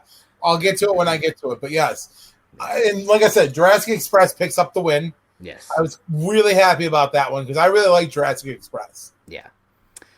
So then we get a couple of things before the next match. They played a promo for next week's Puppy Battle Royale. Yeah, which I was like, what? I'm like, okay. All I could think of is the Puppy Bowl that they do around the Super Bowl. You know that the Animal Planet does right around Super Bowl time? Yep. That's all I could think of. So I'm just like, I don't know why they're doing it, but I'll watch it. I don't know. I guess. I'll watch it. It's the Puppy Bowl Battle Royale. Why not? And then they come back from a commercial break, and Archer and Janela are trying to attack one another. Yeah. They're out there just I don't know what happened because they're just out there. They didn't show anything. Because I watched it when you're watching it on TV, they do picture in picture. So you can actually still watch what's happening as the commercials are playing. But they don't do that on the app. They just the app just plays commercials. So you don't get to see any of the picture in picture. Yeah. And like I said, Sonny Kiss tried to get in there and break it up a little bit, but to no avail. Yeah. So and then it comes back, and they wind up. It kind of leads into a match for the following week for night 2. And then we get into the next match, the Women's Championship match. Now we saw Penelope Ford with Kip Sabian taking on Hikaru Shida. Is that how you say that? Yeah, Hikaru Shida. So is the high silent? Hikaru Shida. Oh, I knew it was Shida. I couldn't pronounce the first one. Who was the women's champion? Yes. Now, yes. Penelope Ford. Before we talk about the match, I want to talk about the uniqueness of the shape of the women's championship. It's the weird. elongated plate with it's so small. It is. It's weird. I don't like it. I like the design, but I think it needs to be bigger. I don't like it. I mean, to not misquote Roadhouse, but to use it in a reference for a women's championship, I thought it'd be bigger. Fair enough. It's like the new U.S. title. I'm not a big fan. I like the new U.S. title. It's growing on me, bro. I mean, it's not the classic, and it's definitely not the WCW. And it's smaller. I don't like it. So this match was okay. I mean, I'm not going to hate on it, but it was okay. during this match, we saw some interesting stuff. Kip Sabian got into it with Shida a little bit. Yeah, and then the ref booted him out. Get Yep. out of here. Which I thought was cool. I to thought see. the interesting thing before that though was how Kip took the kendo stick. And he Yeah. looked at it Well, like he was gonna make love to it. He takes it after he gets booted.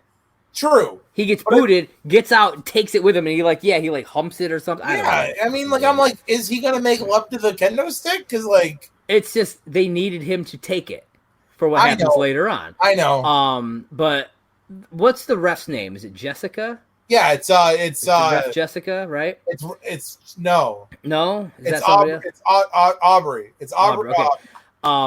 I think it was Jericho. He makes a comment before she boots him. Ref Aubrey or whatever her name is. She's probably not going to do anything about this anyways. And then right after he says that, she just goes over and boots his ass out. I thought that was really interesting. Edwards. She's Edwards. Okay. Oh, okay. I thought it was interesting that they even made a comment because WWE doesn't almost never. First off, they rarely ever say the names of their refs, let alone comment on how the refs are doing their jobs in that kind of a personal aspect. Like WWE, all the refs are just kind of autonomous units. They're the ref as opposed to having their own personality. She's a standout ref, and I like that. Yeah. I've noticed that. Yeah, I really liked her as ref, and like I said, you don't really get that in WWE, which I think is interesting. But these two, they just went hard at one another, which I appreciated. Then at one point, Ford got out and grabbed the title, and while the ref was distracted, Sabian came back out with the kendo stick, tries to hit Shida, and misses, and she winds up getting it and blasts him with it. I thought that was sweet. Too. Yeah, man. But that was the whole thing. He had to have that kendo stick so that this spot could happen. And Shida winds up retaining after all of this. Yeah. I thought it was a good match, man. I thought it was solid. I really enjoyed it. It was good. Like I said, it definitely shocked me. I wasn't expecting it to be as good as it was. Yeah. I thought it was solid. Oh, you know what? We did not give boots to the second night of... we didn't. Great American Bash. Let's do that real quick. Give night 2 4 boots. Yeah, I think so. I do think it was better than night 1. So especially the opening and the final matches, I think really kind of caked it for me. Yeah, so definitely 4. 4 boots, baby. 4 boots. 4 boots, baby. I'll have to upload the images onto this so I can put the boots down at the bottom. I think that'd be great. I'm sure I still have those images from our old podcast, I'm sure. way back in the day. All right, ladies and gentlemen. Yes. So Next AEW then proceeds to go to match number 3 for the night, which saw Jake Hager taking on the American Nightmare Cody for the TNT Championship. That's right. Now, I would just like to start out by pointing out one of 2 things. Jake Hager has a hot wife. Fair enough. If that was his actual wife, which I could see it being. And 2, I love that Cody poked fun at the Great American Bash by wearing the T-shirt that had the American Bash style logo on it. Yeah. Now, when it comes to the match, I started having some issues with this match. All right, you go ahead. I want you to just tell us your thoughts. All right. So now, not to overdo you, because I want you to talk about the match too, but I didn't like the ending specifically. I thought the match itself went great. This match had everything I wanted it to have. It had action. It had its moments. There was the German suplex on the outside of the ring. Arn Anderson got involved. Jake Hager's wife got involved. And I'm like, God damn. And then we get to the ending. And Jake Hager locks in the submission. And Cody does the little backflip up over him. And the ref slides in and goes 1, 2, 3. And this is where I have the issue. Jake Hager stands up and starts celebrating. Yeah. And he thinks he's won. Yeah. Now, Cody's music is playing. Yeah. And you had to hear that ref. It doesn't make sense. 1, 2, 3. Yeah. They make Jake Hager look strong in that entire match, and in 3 seconds, make him look like the biggest fucking dumbass ever. Yeah. And I had an issue with that. Yeah. Now, granted, he kind of redeems himself by punching the ref in the face. AEW releases a statement after the night that he's been suspended, fined, and I believe they're going to do a suspension. Yeah, and I'm like suspended. So in storyline, he is suspended. Yeah, and I'm like, that's all well and good that you're going to do that, but you just made him look like a complete idiot. Yeah, because he had I agree. Yeah, locked in, and then Cody does that flip, and the ref starts the count. He had to have heard it. Yeah, and then like he gets up and Cody's music's playing. Like you didn't. What? It's like you don't know your own music, bro? Like, now, come on. The only way, and I thought about this as I was watching it, the only way they could have made his heel moment better is if that would have been Ref Edwards in the ring and not the guy. Yeah. Had he punched a woman out, then I'd have been like, oh my God, Jake Hager hit the ref. Yeah. But he punched a dude in the face. I'm like, okay, he's pissed. It's like he laid out the ref. Okay. Yeah. So I literally have down in my notes though, and then the other thing that I have in my notes though is Cody Rhodes is the face of the match. Why did Arn Anderson have to interfere so much, and Dustin? Yeah, I agree with that. Because I have it in here. You know, Hager even went after Arn a couple of times. Yep. Well, see, I get that ploy though. Mm-hmm. He had him on the outside of the ring. He wasn't necessarily attacking him. Yeah. He was using him to bait Cody. Yeah. And then he hit that beautiful German, and I was like, oh my God. Mm-hmm. But then like Dustin comes running out after Arn tries to interfere, and he fucking punches him in the, and I'm like, how much fucking help does Cody need like to retain that title? Yeah. I mean, I don't know your thoughts on the match. I know I rambled about it a little bit, but like, I mean, I like the match. They put on a clinic, these two. They did. But yeah, your concerns I think are very valid. I definitely, I don't think that either Arn or Dustin needed to be part of this. You pulled an AEW. They called him Dusty during the event. Oh, did they? I didn't even catch that. But I don't know. Like I said, I really like the match as a match. But I didn't even have a lot of notes for it because like not a lot really happened that was worthwhile to write about. No. You know what I mean? Like, yeah, like I said, these two put on a clinic, but nothing limited hours really stood out. You know what I mean? Yeah. No, I get it. Okay.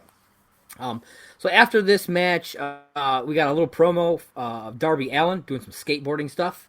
It's like, okay. I don't know what they're doing with these. They do a couple of these promos throughout the night. I they do. Where they're going with this.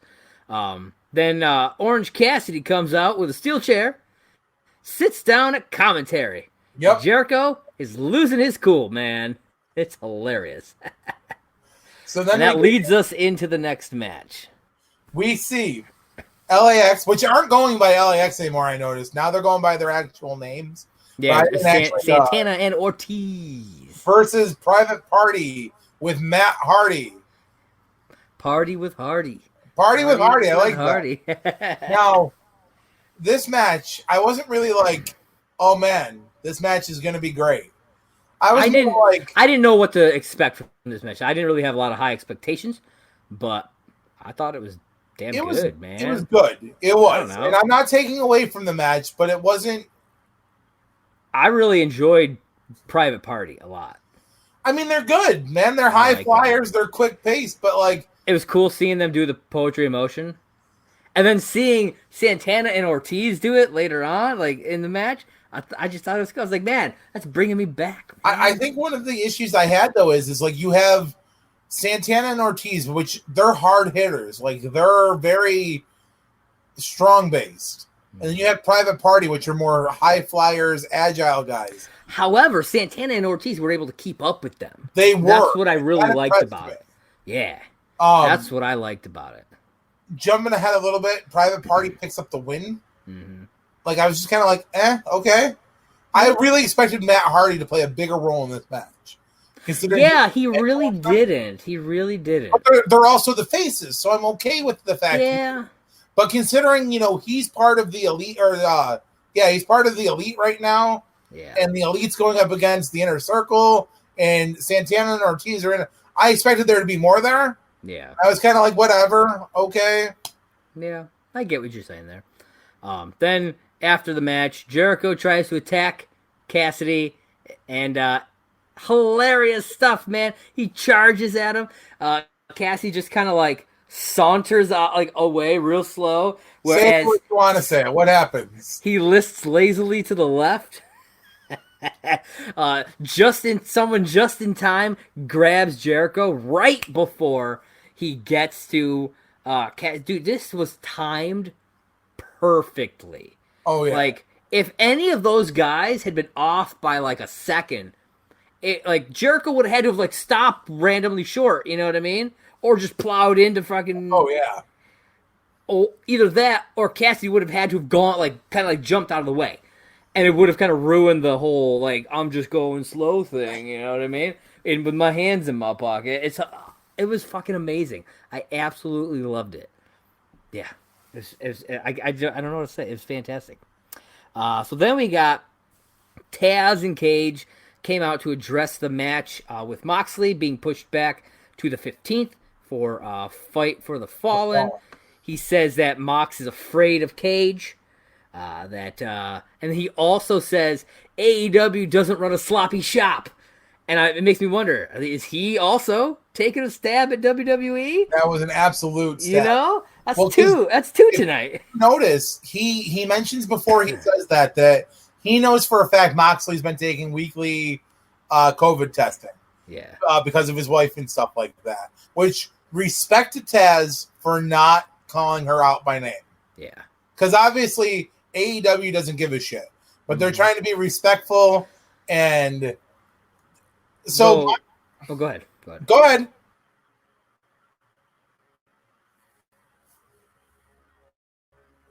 The thing I was going to say is I didn't Great American Bash, but almost everybody in their audience had a fucking mask on. I think I saw maybe a handful, literally, and I read an article saying that those people got in some fucking trouble because apparently they claimed they didn't know that they were supposed to have their masks on. I doubt. Yes.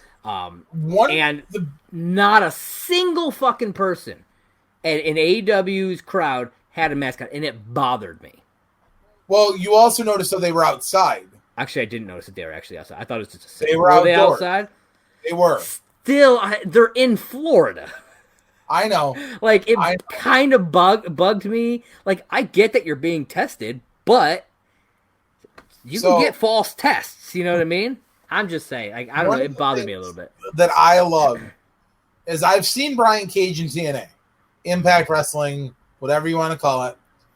I personally do not think that Brian Cage is phenomenal on the mic. I know he can talk, but I don't think he's the man on the mic. Which is why, So instead, they pull a Paul Heyman moment, and they put Taz there. Yeah. I don't give a shit what anybody thinks of Taz personally. Taz, he's fucking awesome on the mic. Holy shit, he's good on the mic. Now, him taking his little shots at WWE, he don't give a fuck. Never and once. And AEW doesn't give a fuck. I mean, Taz has never given a shit about WWE after they misused him. Yeah. I mean, they literally shit on that dude so bad, and then they made him a commentator, and they gave him shit even more. This is his way of fucking taking his time back. And I love it, because the shit we're getting from Taz right now, I'm in love with it.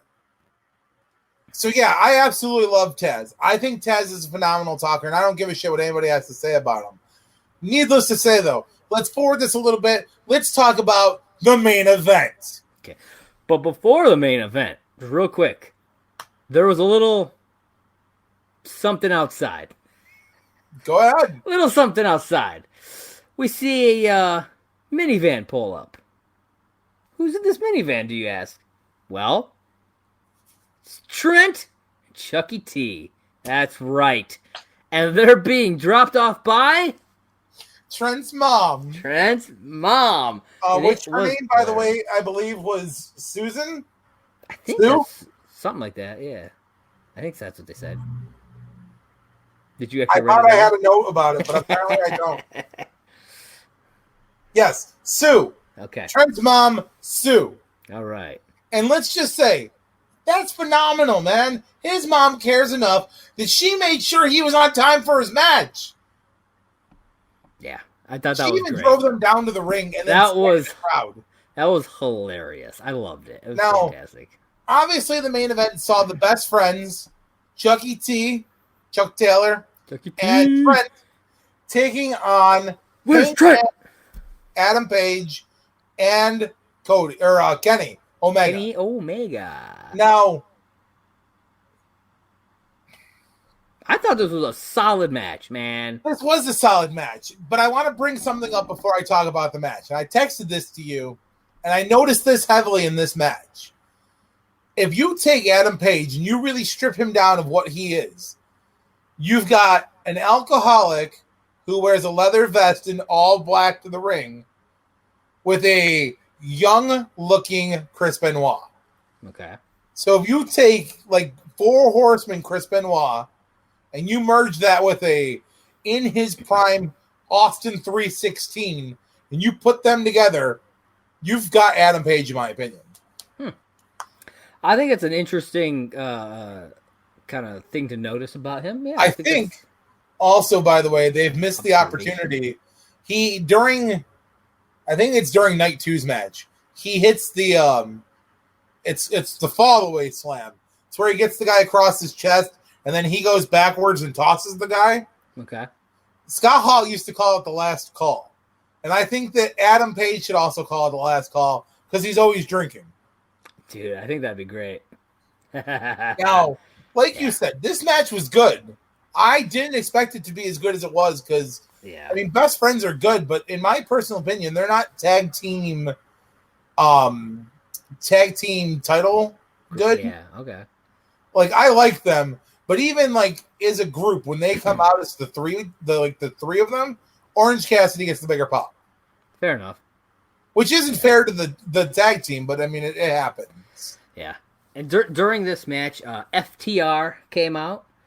That is Dax Harwood and Cash Wheeler, formerly known as the Revival from the WWE. If you guys, yes, sir. Now I thought it was kind of funny. They came out with chairs and beers, and they had their own like lawn chairs and shit, and just were like lounging out to watch this match. Rumor has it, Cody, FTR, and Sean Spears are going to revive the 4 Horsemen. I could see that, man. I think it would be fascinating. Now, I personally think, though... We talked a little bit about this the other day, I think, right? We did. Mm-hmm. Now, I personally think they're missing the opportunity by putting Cody in instead of using Hangman Adam Page. I feel like it's Cody because of Arn. I feel like it is, too. Know? And I feel like that's the only reason Sean Spears is going in is because of Tully Blanchard. And if you think like Cody's kind of like the Ric Flair. He's like the biggest name.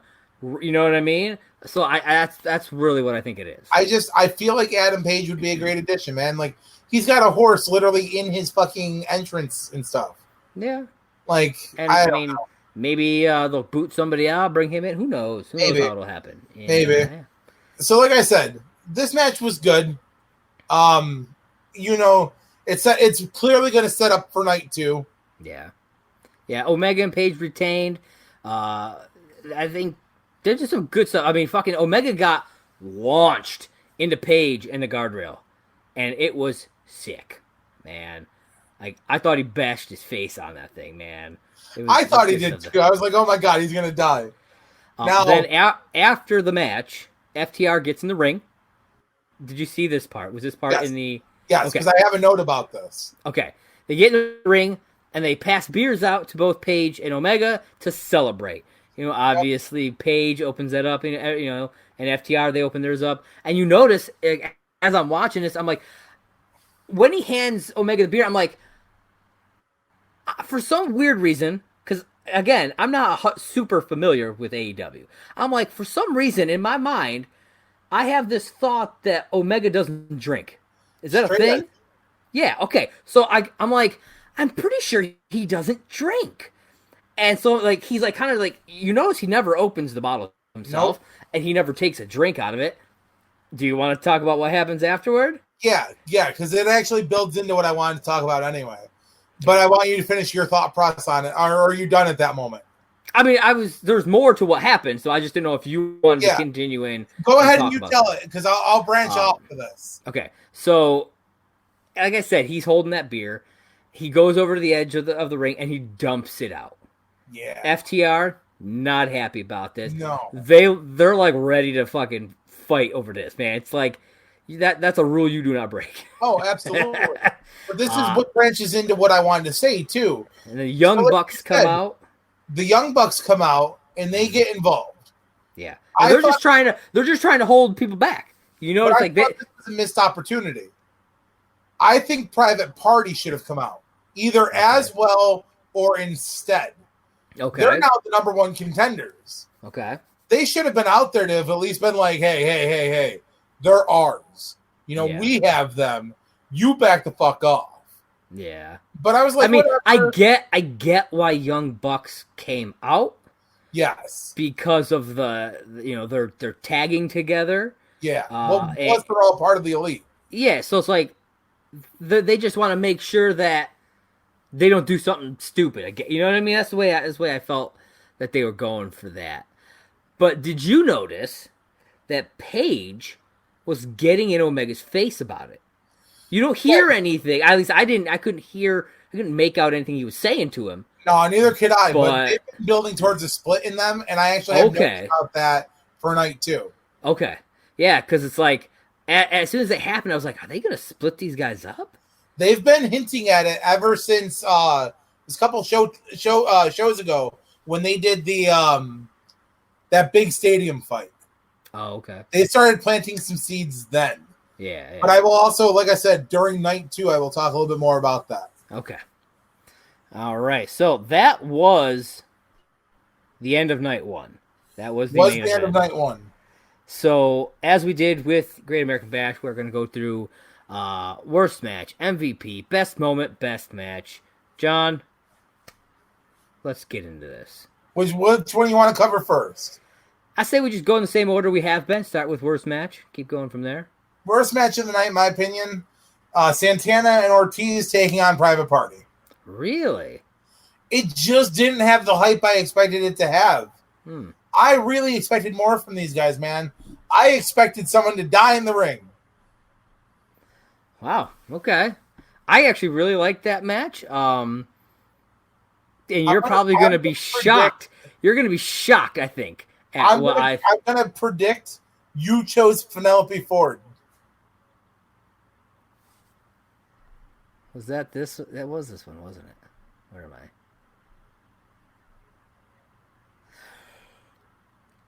No, I didn't. I'm looking back at it, and I'm thinking about whether or not I should have. So then who did you choose? No, you know what? Yeah, it's that one. It should be that one. I think you didn't have really anything positive to say about that match. Who did you write down on accident?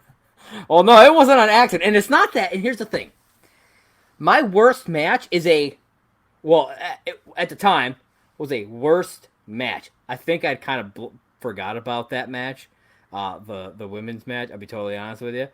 It was a worst match because I was like, well, I got to pick something. So what's the one that didn't quite live up as much as I hoped it would? And that was the main event. Oh shit! No way. Yeah, but now that you mentioned it, and I go back and I'm like, it really should have been. Yeah, it really should be that women's title match. That's fair. Yeah. All right. So then we move on to MVP of the night, Josh. As weird as this may sound, Chris Jericho on the desk was my MVP. He was fantastic all night long, man. That's funny. Did you want to know why? My choice was Chris Jericho for the decision to wear the jacket. Specifically for that? Oh, that's fantastic. Well, I don't know where I'm looking. You're moving it around. Oh, there it is. Jericho for that jacket. Oh, that's fantastic, dude. That Oh was my exactly the reason. God. Oh, that's fantastic. All right. But it's like, cause like throughout, like there's a lot of good stuff here, but nothing MVP wise stood out to me. No. Other than Jericho, really. Same. Yeah. All right. So let me ask you this. Moment of the night. Moment of the night. We talked a bit about this before we went on air. Jericho and Cassidy's confrontation, and I fucking loved it. It was amazing. I and went it a was little my bit moment of the different night. route on this one. I actually picked a real moment. That was a real moment. Jake Hagar's German suplex on Cody to the outside. Okay. Because Cody he sold that. He hit hard. Fair enough. I get it. And okay, match of the night, Josh. My match of the night. MJF and Wardlow versus Jurassic Express, baby. Smoking. What are you smoking? That match was great. Cody Hagar. I don't know what you're smoking, man. No. Nah. So now overall, Turn this one. overall, what do you give AEW night one? I think night one, 4 out of 5. 4 out of 5 boots. Yeah. Yeah. So better than night one of Great American Bash. And not quite as good as night two. But we'll get into it. I agree. Dun, So, dun, ladies and dun. gentlemen, we move into night 2 of Fyter Fest. Now, the stakes have been set high. AEW night Yes, 1, ma'am. they tried to take the ratings from They NXT. did. They tried to take Now- the ratings. Here you go. You've got AEW night 2 up against a stacked card that unfolded at the end of night 1 of NXT with a leaked main event. How does AEW do? Let's talk about it. They open the show Right with away. the Team Bam. Championship. Yep. Kenny and Adam Page taking on Private Party. Now, I have to ask you a question here. all right. Like, I understand Private Party earned this shot. But why did they have 2 of these matches? One ending the first night, one starting the second night. I just don't understand why Page and Omega were like why they booked it this way. Honestly, I wondered that because it didn't actually I almost feel like they should have just involved in the rest of the night. saved this match for fucking next week. Yeah. Stuck it on Fight for the Fallen. Right. It didn't make sense. Like, because I watched these back to back. So I watched the Adam Page and Kenny Omega match, and then I watched another Adam Page and Kenny Omega match right after because of that. And it just was weird to me. One of the big notes that I have here, and this is only because I had started watching some Kenny stuff right before he debuted in America. Okay. During his entrance, I'm seeing a lot of shades of his Japanese gimmick coming through, his Japanese shit. And Kenny doesn't have partners in Japan. Kenny is all out for himself. Okay. That's one of the reasons why those seeds that have been being planted of him and Paige splitting, I see happening soon. Okay. I have a feeling something's going to happen. It's going to cost them the titles, and it's going to come to a head because of that. Okay. Now, whether or not this is going to play out soon or this is going to be like a few month thing, I guess we'll have to wait and see. Yeah. I would rather they play the short game on this one and build towards a bigger feud with Kenny and Paige. Yeah. Now, this match, based on my notes, it didn't have anything big and outstanding to it, really. Yeah, I felt the same way I felt about the Cody Jake Hager match, where it was a good match, but nothing really popped for me. However, I did write down it was better than their match from night 1. Yes, You know and what I mean? completely agree with that. Yeah. This was better than the main event. The opener to night 2 better than the main event of night 1. That seems a little off, don't you think? But and I think that's because of Private Party, because they're able to I like Best Friends, but I think Private Party is a better tag team. Like I agree. As a team, like they really mesh well together, and they can do their moves together a lot better. I don't know how else to say that. No, I agree. Yeah. Now, AEW really didn't waste a lot of time in between matches Not on really. night 2. No, they were really. pretty much like, you're going to get your bang for your buck. Yeah. So they shot right into match 2. Yep. And you got Joey Janela versus Lance Archer. Now, the interesting thing about this was Lance Archer comes out with Sonny Kiss over his shoulder. Yeah. Which means he somehow managed to, like, beat Sonny Kiss up somewhere and kidnap him? Yeah, something. I don't know what happened. Maybe Sonny Kiss was just, like, kind of, like, strolling around through the back, and he was like, hey, Lance, what's up? And he's just like, whoosh. Now, I don't want to make Josh sound like a dick. And I don't want to pick I had no idea who this person was. I'm going to preface with that. No idea who this person was. Not only did Josh not know who Sonny Kiss was. It's true. Again, not trying to single Josh out here. Yes, Josh thought Sonny Kiss was a woman. Hey, it was such a quick shot. It was like, there's this person over his shoulder, and I don't know who it is. I'm just saying, Sonny Kiss dresses that way, and that's fine. Yeah. He's gay, and that's cool. Yeah. But I didn't know who he was. Now, when he long darted Sonny Kiss the way he did, I had shades of Rey Mysterio being thrown by Kevin Nash. Oh, right into the production trailer. Now, so this is one of the matches, night 2, I have a lot of issues with. Yeah. So I want to hear your opinion before I even start talking about anything. I mean, I liked the match. Again, I feel like almost like the last match, I didn't think there was all that much that popped. There wasn't. But I mean, we got Jake Roberts getting involved and it backfiring on him and that kind of stuff. That's one of my issues, though. Yeah. Ref inconsistency.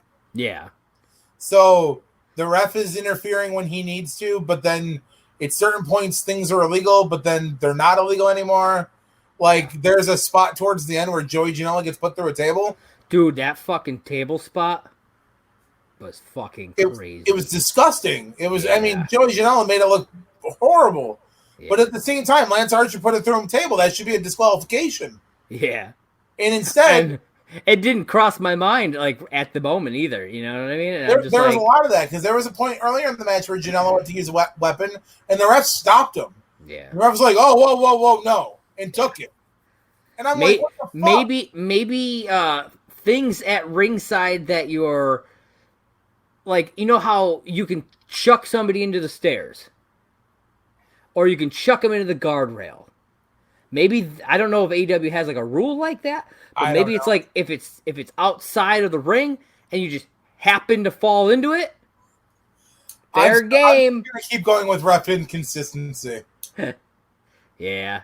But it wasn't Ref Edwards, so I'm not picking on it as much. But yeah, that table spot was probably the best moment of that match. Now, obviously Lance Archer picks up the win. Yeah. I mean, that didn't really shock me. I don't know about you, but I did not have any... I did not think Bad Boy Joey Janela was going to win this match.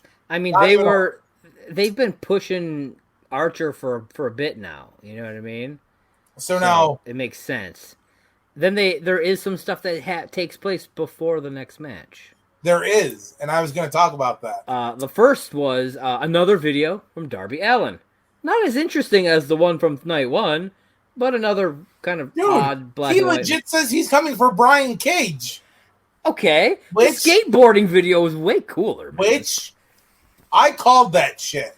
Yeah. After the last big AEW Double or Nothing. Okay. Or whatever they called it.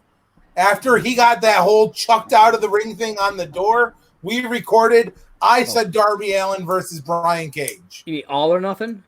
All or Nothing, yeah. I called it after that. After that whole door thing, I said Darby Allin versus Brian Cage. Yeah. Coffin drop. Fair enough. But that was not the only thing that happened in between matches. No. And speaking of Cage and Taz came out with none other than the FTW Championship. Now, That's right. I found this interesting because Taz the entire day had been tweeting that he had some huge announcement at Fyter Fest Night 2. Okay. And a lot of people were confused because a lot of people knew Mox wasn't going to be there. Mm-hmm. So a lot of people were like, well, what the hell can Taz have to say or bring to the table at this point that is even remotely interesting? Yeah. And I love the promo where Taz is like, Brian Cage deserves to be crowned because, Mox isn't here and he doesn't have anything at home but the chicken shits because, Cage is still here and ready to defend and Mox is nowhere to be seen. So, yes, the FTW championship makes its appearance. And I love how Taz is like, no other Fed has ever recognized this belt as an actual championship. Now, AEW still hasn't actually said whether or not they're going to affiliate them. Yeah, they haven't actually said anything, so. But I found out today that Taz has all intellectual property to that title. Oh, that is cool. how Taz is allowed to bring that belt with him to AEW, and WWE can't do shit about it. Yeah. Because it's not part of ECW history. It's part of Taz's lineage. Yeah. And Okay. so I'm like, sweet, good for Taz. And I really love that he calls Brian Cage the toughest son of a bitch ever. Yeah. So, yes. And grants AEW him right the now- FTW championship. Yep. And as of right now, they are at least recognizing him as the FTW heavyweight champion. What are your thoughts on this? On the possibility of AEW essentially adding a new title Honestly, to the roster? I am happy about it. What do you I mean- think? Do you think this would be some sort of stipulation title? What do you think? Honestly, my personal opinion, it's going to be like the $1 Million Championship. Okay. It's never going to be a recognized title. It'll probably be around for like a short-lived amount of time. And it's pretty much just there to bookmark the return of Jon Moxley. Okay. Interesting. And I mean, it might get defended once in a while like the $1 Million Championship did, but it'll never be like contested the way like a heavyweight title will. Yeah. Yeah, I get that. All right, so we get into the next match, and that is the 8-man tag match. Butcher and the Blade and the Lucha Brothers versus FTR and the Young Bucks. I gotta say, man, AEW is killing it with tag teams. Yeah. We talked about that, how they're just destroying WWE in their tag team division. Dude, they've been so tag-centric over these 2 nights. Yeah. It's insane. Now, I hear what you're saying with destroying, and I agree with you, but I'm gonna take it up a notch. I'm gonna hit with the Spice Weasel, bam, and I'm gonna say they're annihilating the WWE with their tag team division. Now, this match specifically saw really great back and forth, and if I'm not mistaken, because I forgot to note what match it actually happened, wasn't there a Canadian Destroyer to somebody putting them outside of the ring in this match? That was during this match, a leap over the top rope into a Canadian Destroyer, and it was fucking glorious. Now, that was from one of the Lucha Brothers, if I'm not mistaken, correct? I believe so, yes. And I was just like, I was so excited, I forgot to make the note, but it was here. And I was like, holy fuck, Canadian Destroyer to the outside of the ring. I forgot to note who exactly did it, but I think it was one of them. I'm pretty sure it was Pentagon. But yeah, dude, it was fucking sick. I was so loud sitting on my couch. So now let me ask you this. I'm gonna break down this one tag team into their respective tag teams for a second. Okay. And I'm gonna pick your brain on something.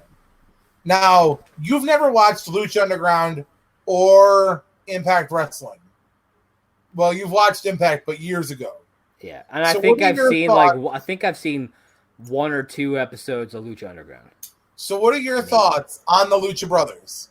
I liked them, man. I thought they were really good. I thought they So- worked really well together. You're a fan of Pentagon and Phoenix. Yeah, I liked them. Because I like them. I think they're good. Okay. Now, I feel like you're gonna like swerve me over here and something. no, I want your honest opinion. Okay. But because I can take the next tag team in a different way, and I can say, you've stood face to face with the Blade. Really? It's Pepper Parks. Oh, was it? Yeah. Jeez, I didn't even recognize. Exactly. Wow. Now, the other one, he's also from Buffalo. He had never wrestled until he went to Mikey's school. Okay. They trained him and put him with Pepper. Oh, okay. So, and I think he used to be a real butcher. Like, I think that's part of his thing. That's cool. So now, what are your thoughts on all four of them as a consecutive? Yeah, I thought they actually they gelled really well together. Is what I guess is what I. Because I was honestly really shocked at the other side of that coin, seeing the style of FTR with the Young Bucks. Yeah. Like, I was like, I don't know. I think in general I thought those two worked better as two separate tag teams, whereas the Butcher and the Blade and Lucha Brothers, I think, actually worked really well as a foursome. And that's what I'm saying. It's kind of weird. I thought the other two didn't gel as well. They had two completely different styles. Yeah. But Butcher and the Blade, even though they have different style than the Lucha Brothers, they worked really well together. Yeah. That's kind of where I was building towards that. I totally agree with that. Yeah. I'm glad we got there. So now, before we get into the next match, well, let's first talk about the winner. Obviously, there's some huge breakdown in the middle of the ring. Everything gets it's like fucking finisher mania, and the Butcher and the Blade and the Lucha Brothers pick up the win. Yeah. So before they get into the next match, they do another one of those little segments where you're not sure what's really happening, but Big Swole shows up to the arena, and there's two people meeting Big Swole at the door. And they hand Swole a piece of paper. And she opens it to find out she's been banned. She's been served, and she is not. She definitely been served. Not allowed back in.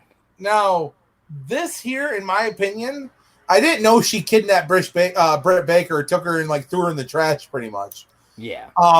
So now, once I had discovered this, I was like, you know what? It's not very often you see somebody actually suffer ramifications for something they do to somebody during wrestling. Yeah. So I give AEW a real pat on the back, and I'm going to give them a round of applause for actually serving her. Technically, I know it's storyline, but I'm like, hell, she took her, threw her away like yesterday's trash, literally, and then she got fucking banned for it. I'm like, good for them. Yeah. And then she's like, oh, and you couldn't. You ever hear of a fax? You couldn't have told me before I drove all that way. Mail. I drove 3 hours to get here. Yeah, that was actually pretty funny. So then they slide into the next match of the night, and you see Nyla Rose taking on two jobbers. Yep, and I have their names and their stats. Let's hear it. Down. Because AEW is kind of awesome and gives their AEW career stats. Yes, they do. Now, you may be like, why would you call them jobbers? And I'm going to tell you why. They are career jobbers here in AEW, it seems. We have Kenzie Page, who is 0-2 in AEW, and Kylan King, who is, and these stats are before this match, 0-4. These are AEW's. These are career jobbers, at least in AEW, and it's kind of disappointing. I don't like squash matches. I'm not a big fan of career jobbers anymore. I don't know. That's not my thing. So now, before I make my statement about this match, because I'm with you on that, I have to prelude this by saying my personal opinion does not reflect that Nyla Rose used to be a man and is transgender. Oh, really? I didn't know that. Yes. Okay. Openly transgender. Yeah. Transition. Yeah, definitely.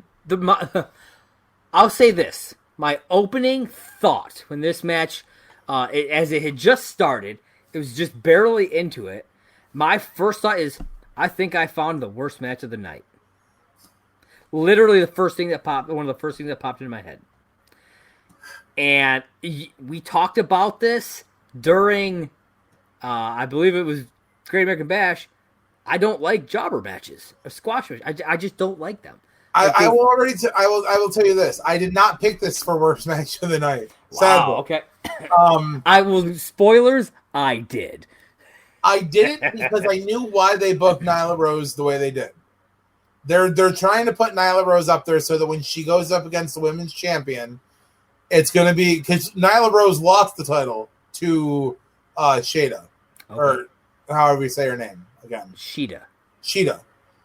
So I'm like, okay, they want Nyla Rose to look strong. That's the whole point of the promo before the match of finding a manager or after the match. After match. But at the same time, going up against two people, all I'm seeing is, and like, that's why I preluded by saying it just reminded me of Ryback. Yes. You know, that's exactly what they did. WWE did with Ryback. Here's 2 or 3 jobbers, and he's just gonna destroy them. Okay. So that's why I made my statement, though, that I'm gonna prelude by saying that I'm not picking on Nyla Rose for being transgender and transitioning, but I have a new nickname for Nyla Rose, and that is Secret. Okay. Because she's strong enough for a man, but obviously built for a woman. I want to laugh at that, but I don't know if I should. Me and you talked about this one other time before now about the transition thing. I almost don't find it fair that she fights women because she's got the strength of a man.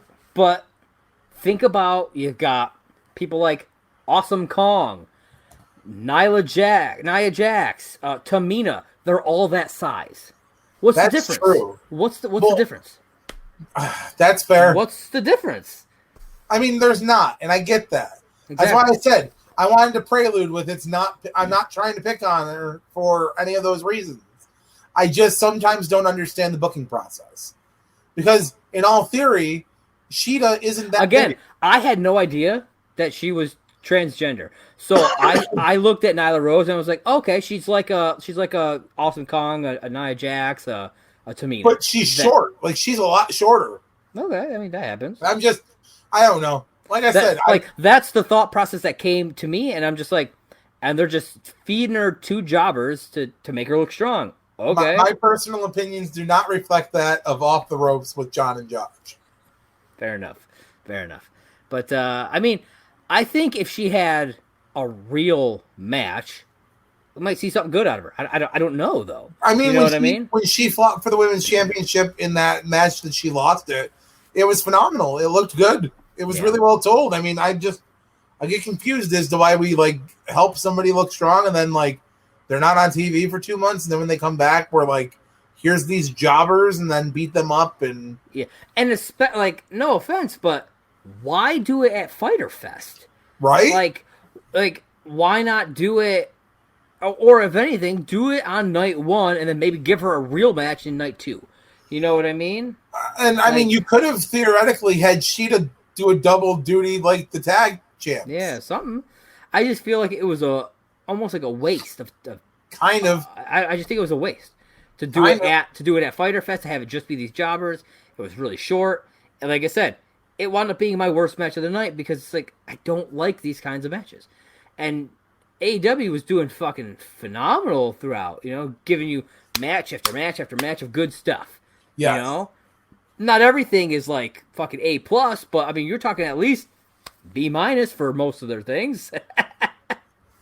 Until we get here. No. So after that match, which Nyla Rose clearly picks up the victory, we get a scene with Colt Cabana all messed up in the back. He's beat up bad. He's getting tossed into the guardrail and shit. Like he's fucking bruised. The doc is like working and he's all screwed up, man. Yeah. Brody walks in and tells him, you know, if you side with the Dark Order, this kind of thing would never happen to you, which raises a few questions in my mind. Like, with the Dark Order, do you get like 24-hour around-the-clock protection? Like, does Brody personally watch over you? I mean, they're okay. So you talked about in NXT about Legado del Fantasma being a cartel type of gimmick. This is a mafia gimmick. Yes, that's what. this absolutely is. So yes, they have protection. I was 100%. The fact where Brody's like, "You side with us, we got you." And Oh there's yeah, no, an like awkward, they are leaning into the mafia gimmick yes. hard Oh, absolutely. because like he's like Colt is on this table like fuck it, he doesn't want to move, but Brody tells him you better be out there, and he's like, yes, Mister. I don't know if he calls him like yes, Mr. Lee or whatever he says, but like he falls in line without question. Absolutely. Because that's what you do with the Don. You So, know what I mean? In the next match, we see SCU, comprised of Scorpio Sky, Christopher Daniels, and Frankie Kazarian, taking on the team. SoCal Uncensored. Taking on the team of Brody Lee, Colt Stu Cabana, Grayson. huh? Oh, I thought you were going to say the other guy first. No, Colt Cabana and Stu Grayson. I didn't know his name. Oh, okay. That's why I was leaving him. I thought you were like looking at your notes for it, so I was going to jump in there for you. I just have SCU taking on Dark Order. Yeah. Um, Stu Grayson, the only person of all six that I had no idea who he was. Yeah, neither did I. I know he's been in the Dark Order since like day one almost. Now, there was something about this match before I talk about the match I thought was actually really cool. Okay. And that is that SCU was on the hot side of the ring where like they had their backs to us. Yeah. And across the ring, you have the Dark Order, and then on the entranceway, you have the fanned out Dark Order with right in the middle Evil Uno. Yeah. Now, that in my opinion right there, like the whole family mafia style thing, that shows power with them because they were there for their people. Oh yeah. And I was like, damn. Yeah. Now this match quickly turns into a melee at one point. Like even a hesitation, man. Real early in the match, it just gets wild. People coming in all over the place. Now, I mean, it gets broken up and kind of like almost like resets itself, but like it gets a little out of control there for a few minutes. Now, this match almost got my match of the night. Oh wow! Okay. I was really impressed with where this match went. And I mean, I've seen Brody work. I know what Brody's capable of doing. But then you get like the best of Christopher Daniels, you get the best of Scorpio Sky, and you get the best of Kazarian. Yeah. I'm like, yeah. I gotta say, man, it took me back watching this match. The BME took me back. Yeah. Just being able to see them just do what they do best was just amazing. Yeah. Now, obviously, Dark Order picks up the win, but like SCU was so close on several occasions. Yeah. There were like a couple pins that were like 2.9999999. Yeah, man. And I was like, oh my god. And then Dark Order, like I said, picks up the win. I'm okay with that. Yeah.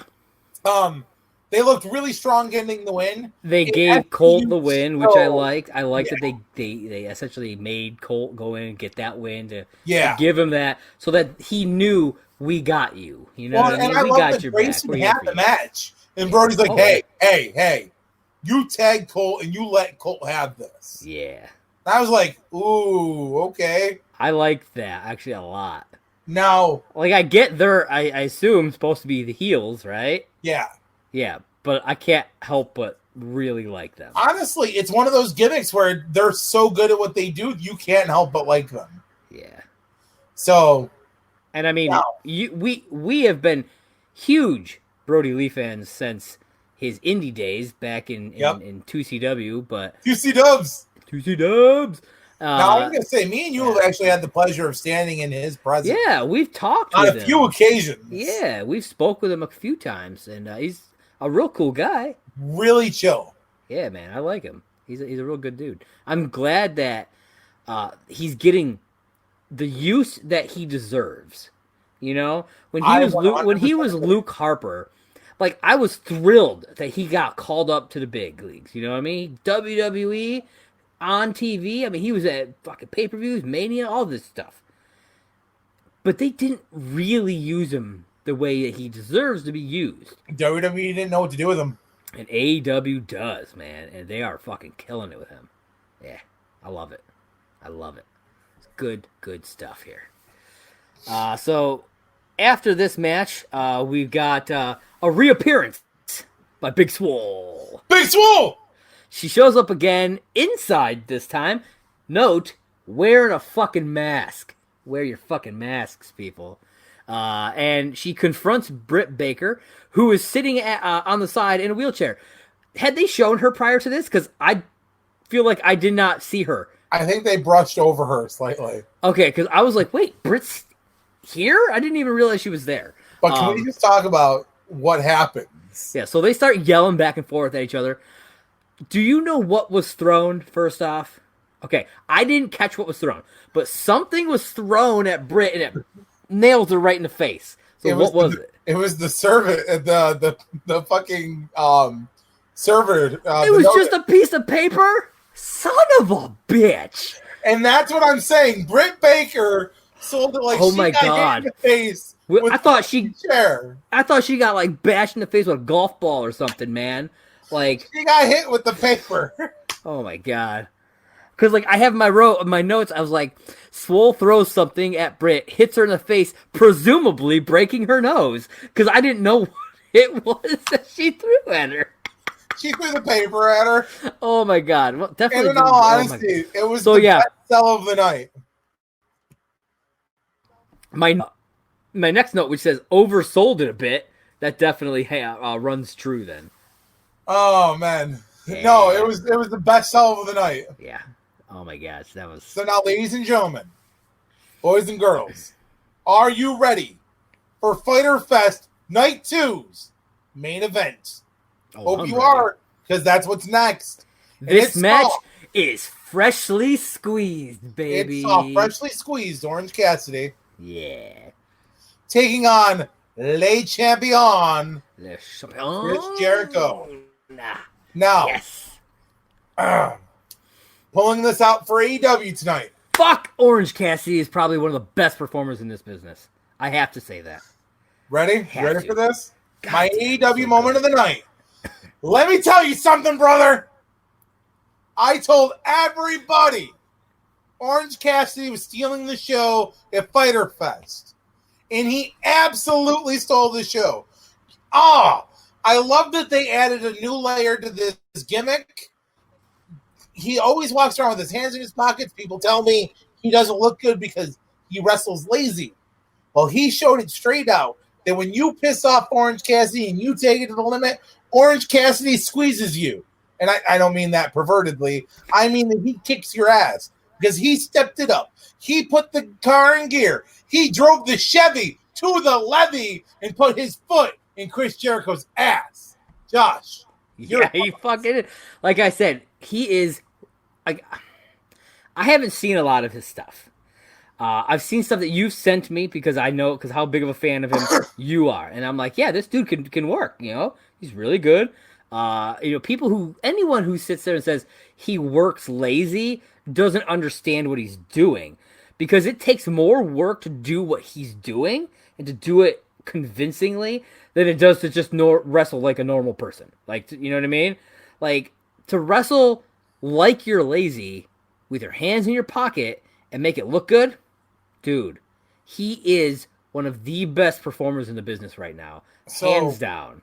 It's fucking, oh my God. One of the big moments of this match for me that I've been saying I wanted to see, even on the indie scene and everything he's done before AEW, he always does like the half-ass like kicks. He's always like, Yeah, which he did. And then he backs up and he always goes for like, it's the super kick, but he always kicks him in the shins. Yeah, because he's doing that. I'm like, if he was ever gonna fucking just surprise anybody and kick him in the face, now would be the time. Oh and my God. Does. Yep. He's just like, boom! Little tiny kick. Little tiny kick. Bang!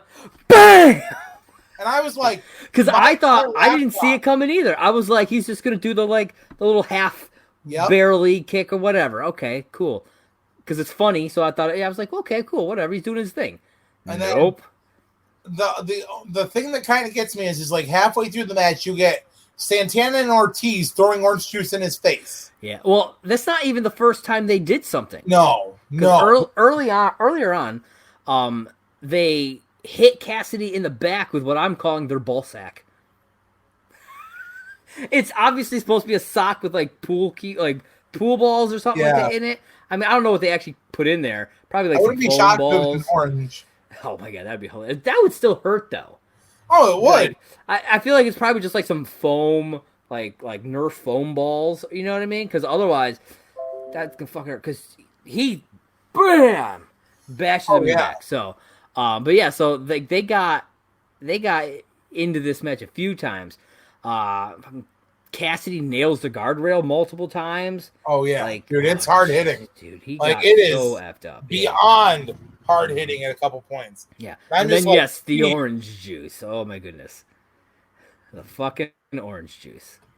And I can't tell you enough, man, that I thought Orange Cassidy did a great job in this match. Just in the final seconds, go in for the Superman punch and meet the Judas effect. Yeah.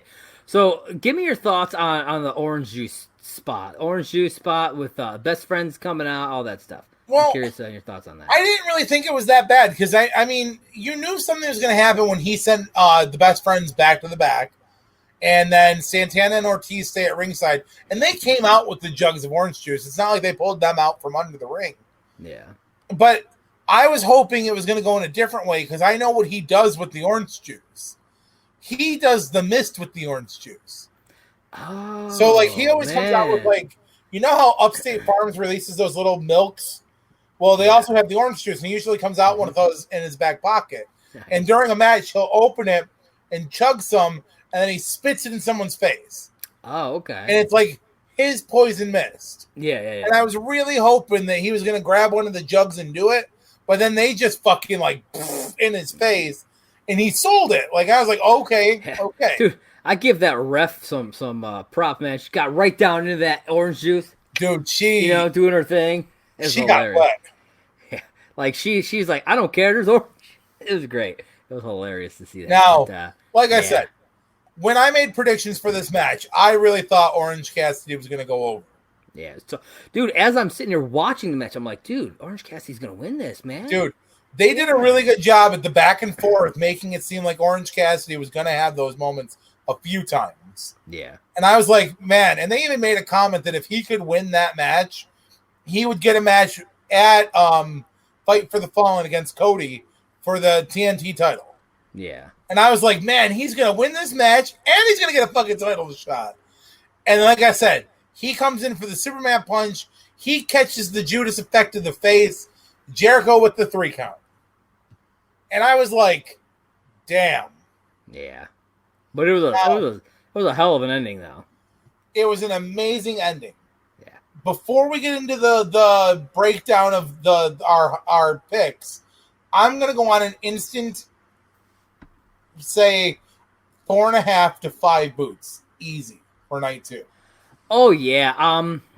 I cannot give it a 5. Because of the Nyla Rose match.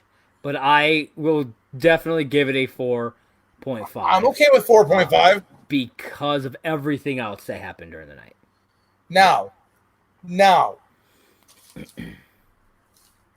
Worst match of the night. You already know mine. Nyla Rose. Did not care for that match whatsoever.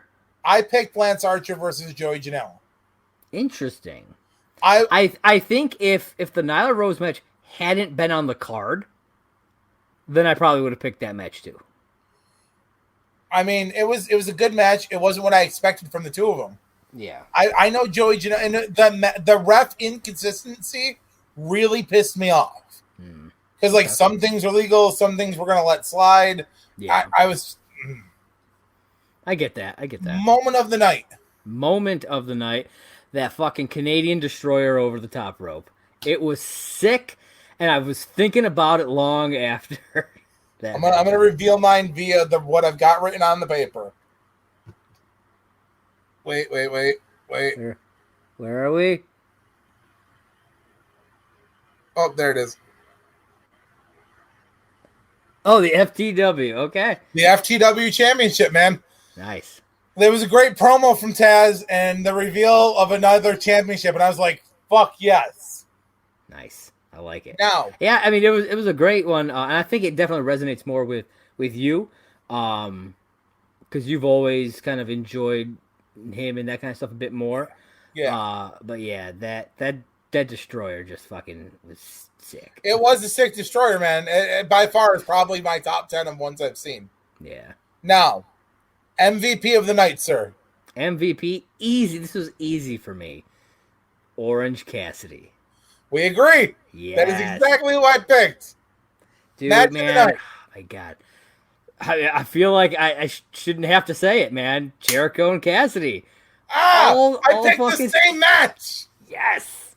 Dude, it was so fucking good. Way better Everything about it.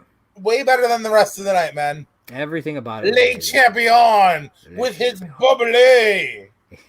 Yeah, it was good. Versus freshly squeezed. Hells yeah. Yeah. Jericho wound up on my picks both nights. In one way or another. And now, so did Cassidy. We reviewed the shows, both of them. Yes. You got Great American Bash. You got Fyter Fest. You got a little bit of news thrown in there.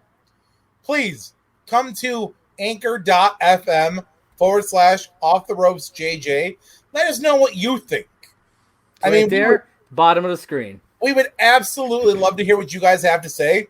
I mean, even if it's negative stuff. You don't like my haircut? You don't like Josh's face? Tell us. Yep. Josh, if people want to talk to you or reach out to you personally, where can they reach out to you at?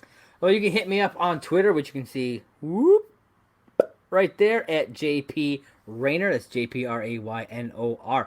You can also check me out on my other site, Merc with a Movie Blog. mercwithmovieblog.com. I'm on Facebook and YouTube at Merc with Movie Blog, and on Twitter and Instagram at MovieBlogMerc, and also at DC Comics News, DCComicsNews.com, and all the social medias at DC Comics News. He's a busy man, ladies and gentlemen. I am. And what about you, Mr. John? Well, as ladies and gentlemen know, I am on Facebook at JJohnMade. If you don't want to reach out for me there, I am officially back on the Twatter at Simply Saying J1. There it is. Now, I didn't even realize we could do this. Originally, I had Jay Storm up there because those of you who know me as Johnny Storm. They used to call me the Clown Prince of Destruction. I'm going to simply start calling myself the Clown Prince of Self-Destruction, because when I meet that tubby bastard in the ring next summer, there it is. When I meet that tubby bastard in the ring next summer, I'm taking what is rightfully mine in the CBW Hardcore Heavyweight Championship back. Yeah, you think? Back like what Josh has on him. I'm gonna do that. I'm gonna do that trash can spot to you. I'm gonna do your mom. Hey, man, you do what you got to do. That is live on Off the Road, John and Josh. That's true. Now, ladies and gentlemen, it has been 2.5 hours. It's true. Seriously try to keep these things as short as we can for you guys, but still, we had essentially 2 pay-per-view events here, two night pay-per-view events, and I think we did a good job keeping it under 4 hours. Oh yeah, absolutely. Now, I would just like to say, from the bottom of my heart, I am very glad that you guys have come out and started helping us rebuild a fan base with Off the Ropes. This has given us something to do on top of Josh's 17 other podcasts. Not quite that many, but yeah, quite a few. I mean, I like to say thank you. I mean, it's awesome. I know there's at least a couple guys at work who come by and talk to me about stuff. It would be really nice if they went to anchor.fm/offtheropesjj and left a voice message. I'm going to call you both out by name at this point. Chad and Russell. Fucking Chad.